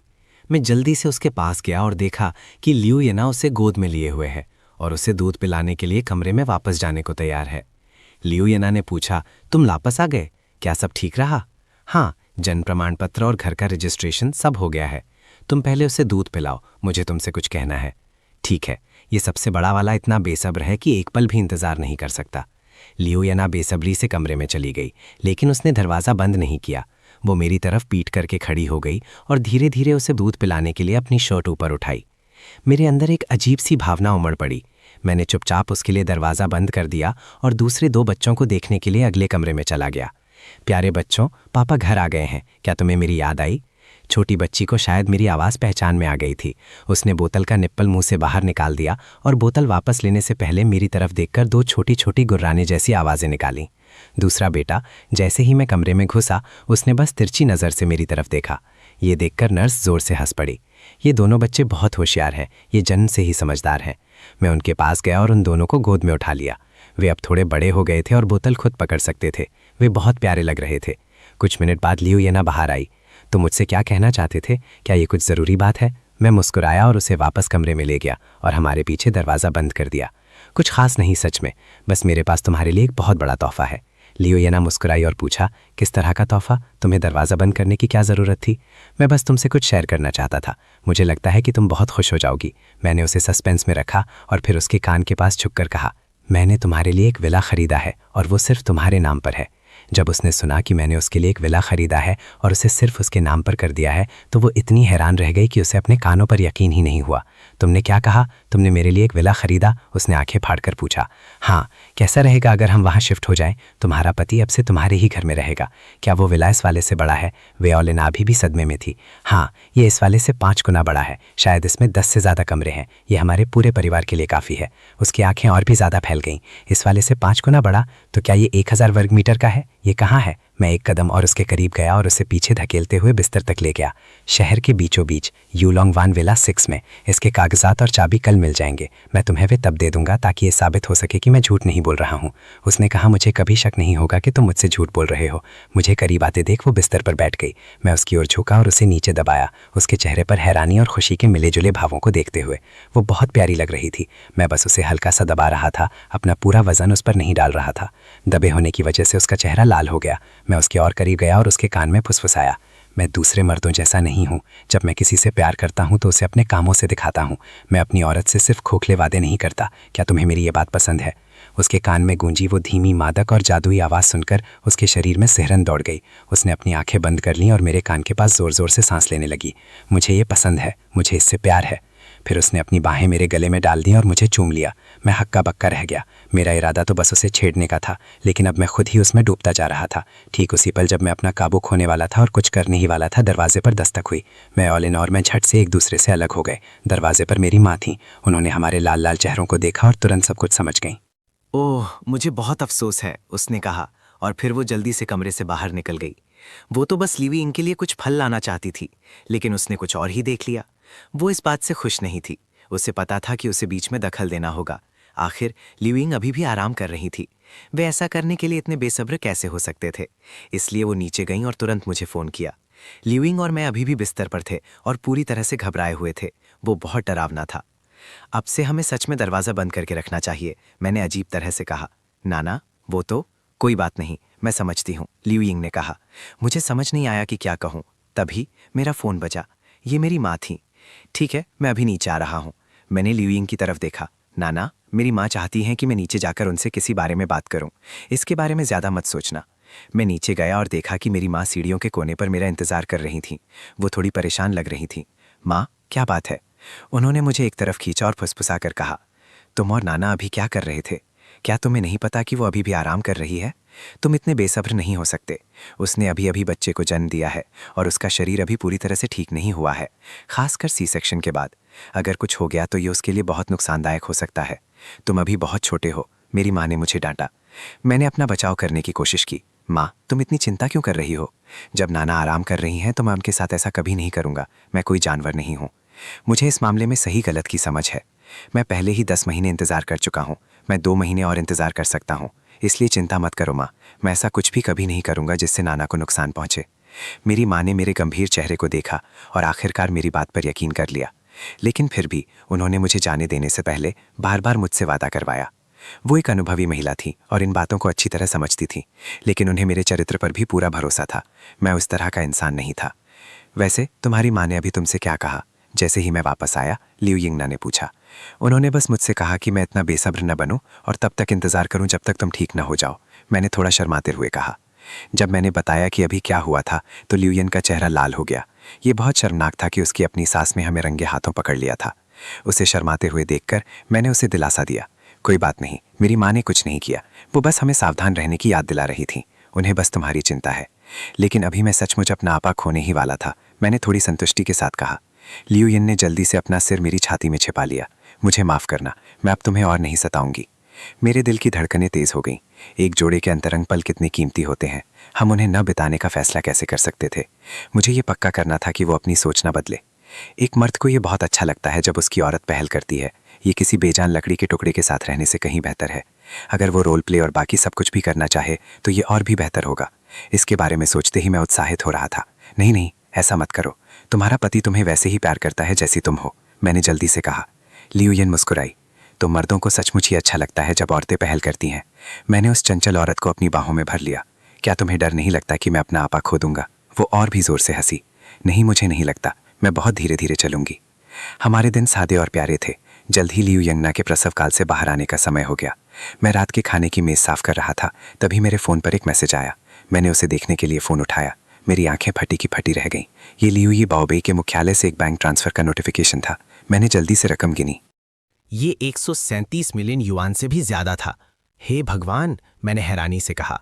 तो लिu ये बाओबे हर 3 महीने में डिविडेंड देता था और साल के आखिर में एक फाइनल डिविडेंड भी। मेरे 20% शेयरों की कीमत 100 मिलियन युआन से भी ज्यादा थी। बच्चों का ये बाजार सचमुच बहुत फायदेमंद था। मैंने अपना फ़ोन हाथ में पकड़ा हुआ था।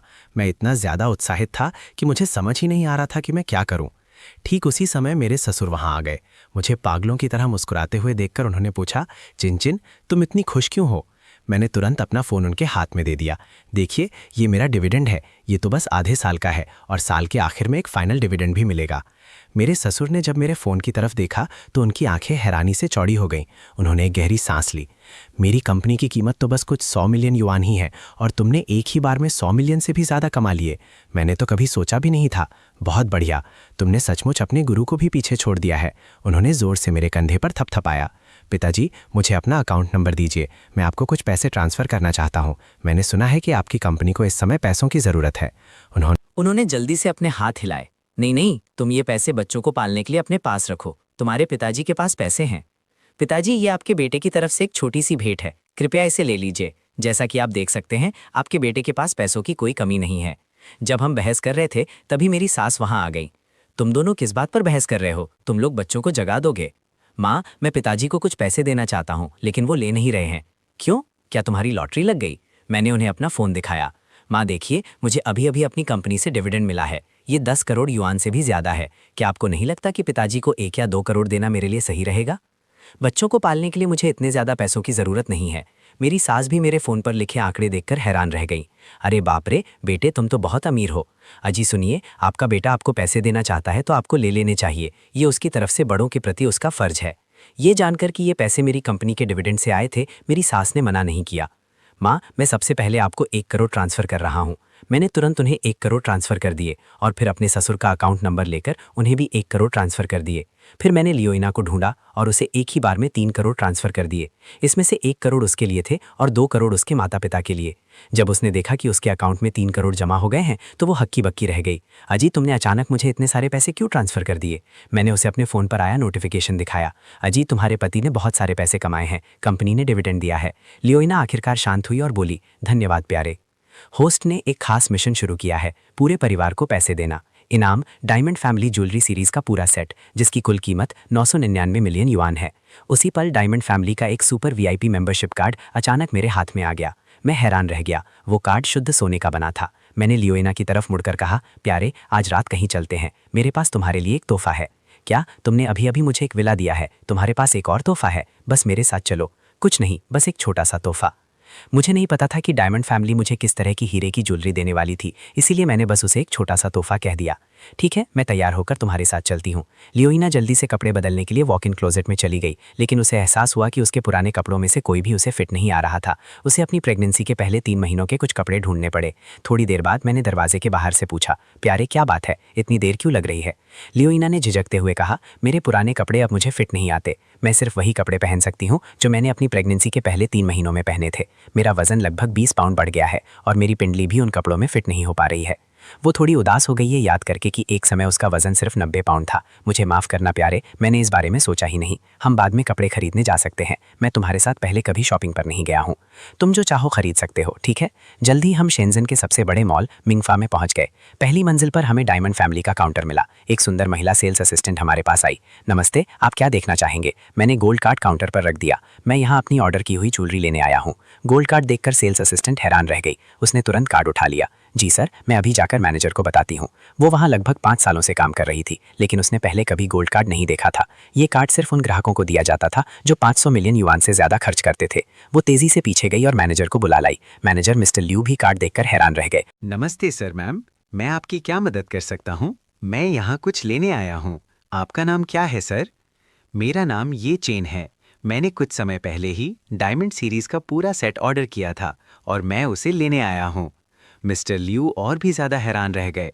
वो अभी अभी हेडक्वार्टर में एक मीटिंग से लौटे थे जो ठीक इसी सीरीज़ के बारे में थी जिसे किसी ने ऑर्डर किया था। मीटिंग में जिस नाम का जिक्र हुआ था वो ये चेन ही था। गोल्ड कार्ड देखकर उन्हें मेरी पहचान के बारे में लगभग पक्का यकीन हो गया था। मिस्टर ये, मुझे बहुत अफसोस है, मैं पहली बार में आपको पहचान नहीं पाया। मैं माफ़ी चाहता हूँ। कोई बात नहीं, कोई दिक्कत नहीं, मैंने कहा। आपकी समझदारी के लिए धन्यवाद, मिस्टर लियू ने मुस्कुराते हुए कहा।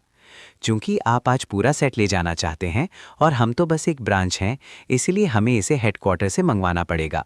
इसमें लगभग आधा घंटा लगेगा। आपको और इस महिला को इंतज़ार करवाने के लिए मुझे बहुत अफसोस है। वो बहुत ही इज्जत से पेश आ रहे थे। मैंने कहा, कोई बात नहीं, हम यहीं आसपास थोड़ा घूम फिर लेंगे। जब सामान तैयार हो जाए तो आप मुझे बुला लेना। ये लियू यिन के साथ शॉपिंग पर जाने और उसके लिए कुछ कपड़े और बैग खरीदने का एक अच्छा मौका था। मिस्टर लियू को राहत मिली। वो इस बात को लेकर परेशान थे कि वो ग्राहक को ये स्थिति कैसे समझाएंगे, लेकिन उन्हें ये उम्मीद नहीं थी कि मैं इतना मिलनसार और आसान स्वभाव का होऊंगा। उनसे समय पक्का करने के बाद मैंने अपना गोल्ड कार्ड वापस ले लिया और लियू यिन को एक कपड़ों की दुकान पर ले गया। उस ब्रांड का नाम OWA था, जिसका नाम डिज़ाइनर लीली यू के नाम पर रखा गया था।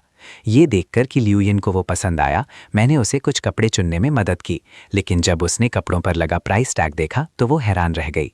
हे भगवान, इस टी शर्ट की कीमत 3000 युआन से भी ज़्यादा है। ये तो बहुत ही ज़्यादा महंगी है। हालांकि मैंने उसे करोड़ों रुपए दिए थे, फिर भी वो उन औरतों में से नहीं थी जो पानी की तरह पैसा बहाती हैं। भले ही उसका परिवार काफ़ी अमीर था, फिर भी वो आमतौर पर ऐसे कपड़े पहनती थीं जिनकी कीमत कुछ दर्जन या 100 युआन होती थी। वो महंगे कपड़े सिर्फ खास मौक़ों पर ही पहनती थी। मैंने उसकी आंखों में थोड़ी निराशा देखी। क्या ये खरीदना उसके लिए बहुत महंगा था? हनी, ये पहली बार है जब हम साथ में शॉपिंग कर रहे हैं। अगर तुम्हें ये पसंद है तो चलो इसे खरीद लेते हैं, ठीक है? चिंता मत करो, तुम्हारे पति के पास पैसे हैं। लियू येना ने पलकें झपकाईं, लेकिन मुझे नहीं लगता कि ये इसके लायक है। 3000 युवान की एक टी शर्ट। हनी, अगर तुम्हें ये पसंद है तो हम इसे खरीद लेंगे। जिस चीज़ से तुम्हें प्यार हो उसकी कोई कीमत नहीं होती। तुम्हें जो भी पसंद आएगा मैं वो सब खरीदूंगा। लियू येना ने मेरी तरफ देखा। वो बहुत भावुक हो गई। धन्यवाद हनी। फिर उसने खुद को नहीं रोका। वो पैसे बचाना चाहती थी, लेकिन जब मैंने कहा कि ये हमारी साथ में पहली शॉपिंग है तो उसने तय कर लिया कि उसे जो भी पसंद आएगा वो उसे खरीद लेगी। एक महिला सेल्स असिस्टेंट ने हमारी बातचीत सुनी और मुस्कुराते हुए हमारे पास आई। वाह मिस, आपके बॉयफ्रेंड आपके लिए कितने अच्छे हैं। मैंने तुरंत उसे ठीक किया। हमारी शादी हो चुकी है।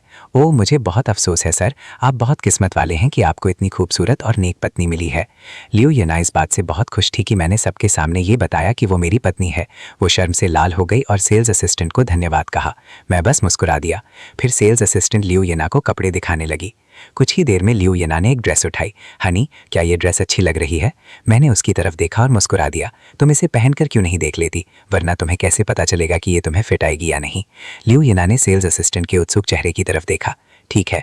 सेल्स असिस्टेंट उसे फिटिंग रूम में ले गई और बड़े ही लिहाज से उसके लिए दरवाज़ा बंद कर दिया। मैंने पहले ही उसके लिए बहुत सारे कपड़े चुन लिए थे, सभी बड़े साइज़ के। लियो येना ने आवाज़ दी, हनी, 1 सेकंड के लिए अंदर आओ। हाँ, तुम चाहती हो कि मैं फिटिंग रूम में आऊँ? मैं हैरान रह गया। दरवाज़ा पहले से ही खुला था, इसलिए मैं कपड़ों का ढेर लेकर अंदर चला गया। वो बहुत विशाल था। लियोना मुझसे दूसरी तरफ मुंह करके खड़ी थी। हनी, क्या तुम दरवाज़ा बंद कर सकते हो? मैं इसकी जिप बंद नहीं कर पा रही हूँ। क्या तुम मेरी मदद करोगे? जब मैंने उसकी जिप बंद कर दी तो वो मेरी तरफ मुड़ी और मुस्कुराते हुए बोली, हनी, ये ड्रेस मुझ पर एकदम सही फिट हो रही है। मुझे थोड़ी चिंता थी कि शायद मीडियम साइज़ उसे फिट ना आए, लेकिन मैंने आखिर में उसके लिए लार्ज साइज़ ले लिया और वो एकदम सही निकला। उसने एक हल्की सी आह भरी। उसे याद आ रहा था कि जब वो स्मॉल और मीडियम साइज़ के कपड़े पहनती थी तब वो कितनी दुबली पतली हुआ करती थी। मैंने कुछ नहीं कहा, बस उसे कसकर गले लगा लिया। तुम बिल्कुल भी मोटी नहीं हो, बस तुम्हारे शरीर पर थोड़ा ज़्यादा मांस आ गया है और ये एकदम सही है। तुम कैसी दिखती हो मुझे इससे कोई फ़र्क नहीं पड़ता। अगर तुम सच में वापस अपनी पुरानी शेप में आना चाहती हो तो मैं किसी ब्यूटी सैलून में तुम्हारे लिए वेट लॉस प्लान में तुम्हारा नाम लिखवा दूंगा। डॉक्टर ने भी कहा था कि महिलाओं के लिए डिलीवरी के बाद शरीर की मरम्मत पोस्टमार्टम रिपेयर करवाना सबसे अच्छा रहता है, वरना ये उनके शरीर के लिए नुकसानदायक हो सकता है। मुझे लगता है कि हमें डॉक्टर की बात मान लेनी चाहिए। लियोना ने अपना सिर मेरे सीने पर टिका दिया। तुम जो कहोगी मैं वही करूंगी, उसने धीरे से कहा। मैंने अपनी बात जारी रखी। आज हम तुम्हारे लिए ज़रूरत के सारे कपड़े खरीदेंगे, तुम्हें जो भी पसंद आए खरीद लेना। लियोना ने सिर हिलाया और मेरे गाल पर एक किस किया। हनी, तुम मेरे लिए कितने अच्छे हो। पगली, अगर मैं तुम्हारे लिए अच्छा नहीं बनूंगा तो फिर किसके लिए अच्छा बनूंगा? मैंने अपने दाहिने हाथ से उसके सिर को थपथपाया और उसे बड़े प्यार से किस किया। हम कुछ मिनटों तक फिटिंग रूम में एक दूसरे को किस करते रहे। लियोना का दम घुटने लगा। उसने मुझे खुद से दूर धकेला और ज़ोर ज़ोर से सांस लेने लगी। मैं सांस नहीं ले पा रही हूँ, बाहर लोग इंतज़ार कर रहे हैं, उसने सांसों के बीच रुक रुक कर कहा। मैंने उसे उसकी सांसें काबू करने में मदद की। ठीक है, आराम से। अगली बार मैं तुम्हें थोड़ी कम देर के लिए किस करूँगा ताकि तुम्हें इतनी ज़्यादा परेशानी ना हो। जब हमने अपने कपड़े ठीक से रख लिए तो हमने दरवाज़ा खोला और लगभग 40 मिनट तक और शॉपिंग करते रहे। मैंने जो कपड़े मुझे पसंद नहीं आए उन्हें एक तरफ रख दिया और सेल्स असिस्टेंट से कहा, बाकी सब मैं ले लूँगा। लियोना ने तुरंत बीच में टोकते हुए कहा, लेकिन मैं ये सारे कपड़े नहीं पहन सकती। चलो बस कुछ ही सेट ले लेते हैं, इतने सारे खरीदने की कोई ज़रूरत नहीं है। कोई बात नहीं, तुम हर दिन एक नया कपड़ा पहन सकती हो। लियोना मुझसे और बहस नहीं कर पाई, इसलिए उसने सेल्स असिस्टेंट को उन दर्जन भर कपड़ों के सेट पैक करने दिया। सेल्स असिस्टेंट ने कीमत का हिसाब लगाया। नमस्ते सर, डिस्काउंट के बाद कुल कीमत 2,30,000 युआन है। मैंने आसानी से अपना कार्ड निकाला और उसे स्वाइप कर दिया। सेल्स असिस्टेंट ने मेरा कार्ड लिया और पेमेंट प्रोसेस कर दिया। पेमेंट सफल हो गया। जब सारे कपड़े पैक हो गए तो सेल्स असिस्टेंट हमें दरवाजे तक छोड़ने आई। उसकी आंखों में ईर्ष्या साफ झलक रही थी। मुझे कभी ऐसा अच्छा आदमी कब मिलेगा। जैसे ही हम स्टोर से बाहर निकले सिस्टम की घंटी बजी। डिंग। बधाई हो होस्ट, तुमने बच्चों की माँ को खुश कर दिया है। इनाम एक चैरिटी गाला का टिकट। एक चैरिटी गाला, ये क्या होता है? मैं थोड़ा हैरान था कि सिस्टम मुझे इतनी सारी चीज़ें क्यों दे रहा था। क्या मुझे लियोइना के साथ हीरे के गहने भी ले जाने थे? तो फिर मुझे उसके पहनने के लिए एक गाउन भी ढूंढना पड़ेगा। यही सोचते हुए मैंने वे दर्जन भर शॉपिंग बैग उठाए और लियोइना के साथ डायमंड फैमिली स्टोर में चला गया। मैनेजर के अलावा हेडक्वार्टर से जनरल मैनेजर भी वहाँ मौजूद थे, साथ ही कई सिक्योरिटी गार्ड भी थे। आखिर वे लगभग 1 अरब युआन की कीमत वाले गहनों का एक सेट संभाल रहे थे। वे घबराते भी क्यों नहीं। हमें देखते ही वे दर्जन भर कर्मचारी तुरंत हमारे पास आ गए। नमस्ते मिस्टर ये, हम आपका ही इंतजार कर रहे थे। हम आपके ऑर्डर किए हुए हीरे के गहने ले आए हैं, कृपया उन्हें देख लीजिए। जैसे ही मैं सामान देखने वाला था, एक बिन बुलाया मेहमान अंदर आ गया। वो मेरी एक्स गर्लफ्रेंड ली आई हुई थी। उसने एक नौजवान का हाथ थाम रखा था और वो स्टोर के अंदर चली आई। अच्छे कपड़े पहने उस जोड़े को देखकर स्टाफ तुरंत गर्मजोशी से उनके पास गया। ली आईवे ने सेल्स असिस्टेंट की तरफ देखा और फिर अपनी उंगली की तरफ। मुझे अपनी सारी 1 कैरेट से ज़्यादा की हीरे की अंगूठियाँ दिखाओ। वो आदमी बस अपने फ़ोन को देख रहा था। ऐसा लग रहा था कि उसे कोई दिलचस्पी नहीं है। ली आईवे ने पहले ही देख लिया था कि मैं वहाँ मौजूद हूँ और मेरे आसपास बहुत सारे लोग जमा है। ऐसा लग रहा था कि कुछ चल रहा था। उसने अपने बगल में खड़े आदमी के कान में कुछ फुसफुसाया। वो आदमी हंस पड़ा। उसके परिवार के दिवालिया होने से पहले भी वो मेरे परिवार के मुकाबले कहीं नहीं टिकता था। ये आदमी हमारे स्कूल में एक जाना माना चेहरा था जिसका नाम गुओ मिंग था। उसके परिवार के पास कुछ अरब युआन की दौलत थी, लेकिन शांगचुंग में उन्हें बस तीसरे दर्जे का परिवार माना जाता था। जब उसने देखा कि मैं लियू यीना के साथ बैठा हूं, जो हमारे स्कूल की सबसे खूबसूरत लड़की थी, तो वो तुरंत चिढ़ गया। वो लियू यीना के चाहने वालों में से एक था। ली आईवी ने देखा कि उसका बॉयफ्रेंड परेशान है और पूछा, क्या बात है? गुओ मिंग ने नाक भौं कोड़ी। कितनी बदकिस्मती है, ये कियान के साथ जो औरत है वो लियू यीना है। ली आईवी को कोई हैरानी नहीं हुई। मैंने सुना है कि वे बच्चा पैदा करने के लिए छुट्टी पर थे। मुझे नहीं पता कि वे एक दूसरे के साथ कब आए। मैंने उससे 1 साल से भी कम समय पहले रिश्ता तोड़ा था और उनका बच्चा भी हो गया। गुओ मिंग गुस्से से आग बबूला हो गया। वो सालों से लियू यीना के पीछे पड़ा था और उसे उसके साथ एक बार खाना खाने का मौका भी नहीं मिला था। फिर भी मुझे वो इतनी आसानी से मिल गई। भला उसे गुस्सा क्यों ना आता? वो ली आईवेई के साथ हमारी तरफ चल कर आया। ली आईवेई की चाल कामयाब हो गई थी। ये चैन बहुत दिनों बाद मिले, ली आईवेई ने मुस्कुराते हुए कहा, लेकिन उसने लियू यीना की तरफ देखा भी नहीं। मैंने बस उनकी तरफ एक नज़र डाली और उन्हें नज़रअंदाज कर दिया। जब जनरल मैनेजर ने उन्हें देखा तो वो चौकन्ना हो गया। सिक्योरिटी गार्ड भी तैयार हो गए। सबसे पहले लियू यीना ही बोली, गुओ मिंग, क्या ये तुम हो? जब मैंने सुना कि लियू यीना लियू या के बॉयफ्रेंड को जानती है तो मेरी दिलचस्पी बढ़ गई। लियू यीना ने मेरे कान में फुसफुसाया। गुओ मिंग 3 साल तक मेरे पीछे पड़ा रहा। उसने पिछले 2 महीनों में ही मुझे मैसेज भेजना बंद किया है। मुझे लगता है कि अब वो ली आईवेई के साथ है।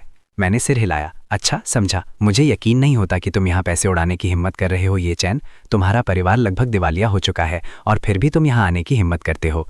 ली आईवेई की तिरस्कार भरी आंखों ने सब कुछ कह दिया। जनरल मैनेजर और बाकी लोगों ने देखा कि वे एक दूसरे को जानते हैं, इसीलिए उन्होंने उन्हें बात करने से नहीं रोका। उन्होंने बस चुपचाप वो सुंदर सेफ बंद कर दी। लेकिन मन ही मन उन्होंने सोचा, ये दोनों लोग कितने बदतमीज हैं, ये अच्छे लोग नहीं हैं। गुओ मिंग ने जब देखा कि उसकी देवी उससे बात कर रही है तो वो मुस्कुराया। मैं तो बस अपनी गर्लफ्रेंड को यहाँ कुछ चीज़ें खरीदने के लिए लाया हूँ। हाँ, युवा मालिक गुओ मुझे यहाँ एक बड़ी हीरे की अंगूठी दिलाने लाए हैं। उन कुछ लोगों की तरह नहीं जो 2 साल तक रिश्ते में रहे और मुझे कभी एक अंगूठी भी नहीं दी। मैंने बस धीरे से कहा, हाँ, मैंने तुम्हें कभी बड़ी हीरे की अंगूठी नहीं दी, लेकिन जो बैग तुम अभी पकड़े हुए हो वो मैंने ही तुम्हें दिया था। उसकी कीमत 1 लाख युआन से ज़्यादा थी। ली आईवेई का शरीर गुस्से से कांप उठा। तुम क्या बकवास कर रहे हो? ये बैग मैंने खुद खरीदा है। मैंने बस नाक से कोड़ी और कुछ और नहीं कहा। ली आईवेई के माता पिता तो बस फल बेचने वाले थे। उनके लिए इतना महंगा बैग खरीदना नामुमकिन था। मैं अब उससे और बहस नहीं करना चाहता था। एक अच्छा आदमी औरत से बहस नहीं करता, लेकिन ली आईवेई मुझे इतनी आसानी से छोड़ने वाली नहीं थी। मैं उन लोगों जैसी नहीं हूँ जिन्हें पता है कि उनका परिवार दिवालिया हो चुका है, फिर भी वे अमीर होने का दिखावा करते हैं। तुम हमारी कैंपस बैले के लिए बड़ी हीरे की अंगूठी खरीदना चाहते हो? क्या तुम्हारी इतनी औकात भी है? लियू यीना अब और चुप नहीं रह सकी। मिस ली, हमारे काम से आपका कोई लेना देना नहीं है। अगर आपको अपनी बड़ी हीरे की अंगूठी खरीदनी है तो कृपया जाकर खरीद लीजिए, हमारे रास्ते में मत आइए। तुम्हारे रास्ते में आऊं? ली आईवेई और भी ज्यादा इतराने लगी। देखते हैं कि तुम यहाँ कौन सा बड़ा काम कर रहे हो। गुओ मिंग चुपचाप खड़ा रहा। वो देखना चाहता था कि मैं कौन सी चाल चल रहा हूँ। मैंने लियू यिंग को पीछे खींच लिया क्योंकि मैं नहीं चाहता था कि मेरी पत्नी इस मामले में फंसे। ली आईवेई मुझे ही निशाना बना रही थी। जनरल मैनेजर को आखिरकार समझ आ गया कि माजरा क्या है। ये उसकी एक पुरानी गर्लफ्रेंड थी जो परेशानी खड़ी कर रही थी। उसने तुरंत ली आईवे से कहा, मैडम, अगर आपका हमारे स्टोर में कुछ खरीदने का इरादा नहीं है तो कृपया यहाँ से चली जाएं। हमारे ज़रूरी ग्राहक को परेशान ना करें। ली आईवे ने उसकी तरफ देखा और ठंडे स्वर में कहा, तुम कौन होते हो किसी ग्राहक को बाहर निकालने वाले? मैं माफ़ी चाहता हूँ। मैं डायमंड फैमिली के हेडक्वार्टर से भेजा गया जनरल मैनेजर हूँ। मैं यहाँ मिस्टर ये को सामान पहुँचाने आया हूँ। ली आईवे और गुओ मिंग थोड़े हैरान रह गए। उन्होंने जनरल मैनेजर और काउंटर पर रखे सेफ तिजोरी की तरफ देखा। मैडम, क्या आप कुछ खरीदने वाली हैं? जनरल मैनेजर ने सिक्योरिटी गार्ड्स को इशारा किया। मैंने कहा, ये बस दोस्त हैं, अगर ये यहाँ रुकना चाहते हैं तो इन्हें देखने दो। जनरल मैनेजर ने सिर हिला दिया। जब बड़े बॉस ने खुद कह दिया था तो उसके पास कहने के लिए कुछ बचा ही नहीं था। उसने तुरंत सिक्योरिटी गार्ड्स को पीछे हटने का आदेश दिया। ली एवे ने ताना मारते हुए कहा, मैं भी देखना चाहती हूँ कि तुमने ऐसा क्या खरीदा है जिसे पहुँचाने के लिए जनरल मैनेजर को खुद यहाँ आना पड़ा। उसे कभी यकीन नहीं होता कि मेरे पास गहने खरीदने के लिए इतने पैसे हो सकते हैं। मैंने उन दोनों को नज़रअंदाज कर दिया। मैंने कहा, मैनेजर साहब, कृपया इसे खोलिए। मुझे घर जाकर अपने बच्चों से मिलना है, इसलिए मुझे थोड़ी जल्दी है। सबकी नज़रें उस सेफ पर टिक गईं। मैं भी बहुत उत्साहित था। यह हीरे के गहनों का एक ऐसा सेट था जिसकी कीमत लगभग 1 अरब युआन थी। जनरल मैनेजर ने धीरे से अपने दस्ताने पहने और बड़ी सावधानी से उस सेफ को खोला। उसने साटन के कपड़े में लिपटी हुई एक चौकोर गहरे लाल रंग की डिब्बी बाहर निकाली और उसे मेरे सामने रख दिया। फिर उसका ढक्कन उठाया।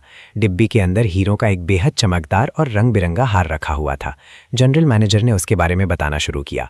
हीरों का ये पूरा सेट दुनिया के मशहूर ज्वेलरी डिज़ाइनर मिस्टर एनिमंसन ने डिज़ाइन किया है। इस हार की कीमत 360 मिलियन युआन है। अब तक बने सभी हारों में से ये सबसे महंगा हार है। इससे पहले कि वो अपनी बात पूरी कर पाता, लियू यूना समेत वहां मौजूद बाकी सभी लोग हक्के बक्के रह गए। हे भगवान, सिर्फ एक हार की कीमत 360 मिलियन है। ये तो यहाँ मौजूद बाकी सभी गहनों की कुल कीमत से भी कहीं ज़्यादा महंगा है। इससे पहले कि कोई कुछ समझ पाता, जनरल मैनेजर ने सेफ से एक और बॉक्स निकाला और उसे हमारे सामने खोल दिया।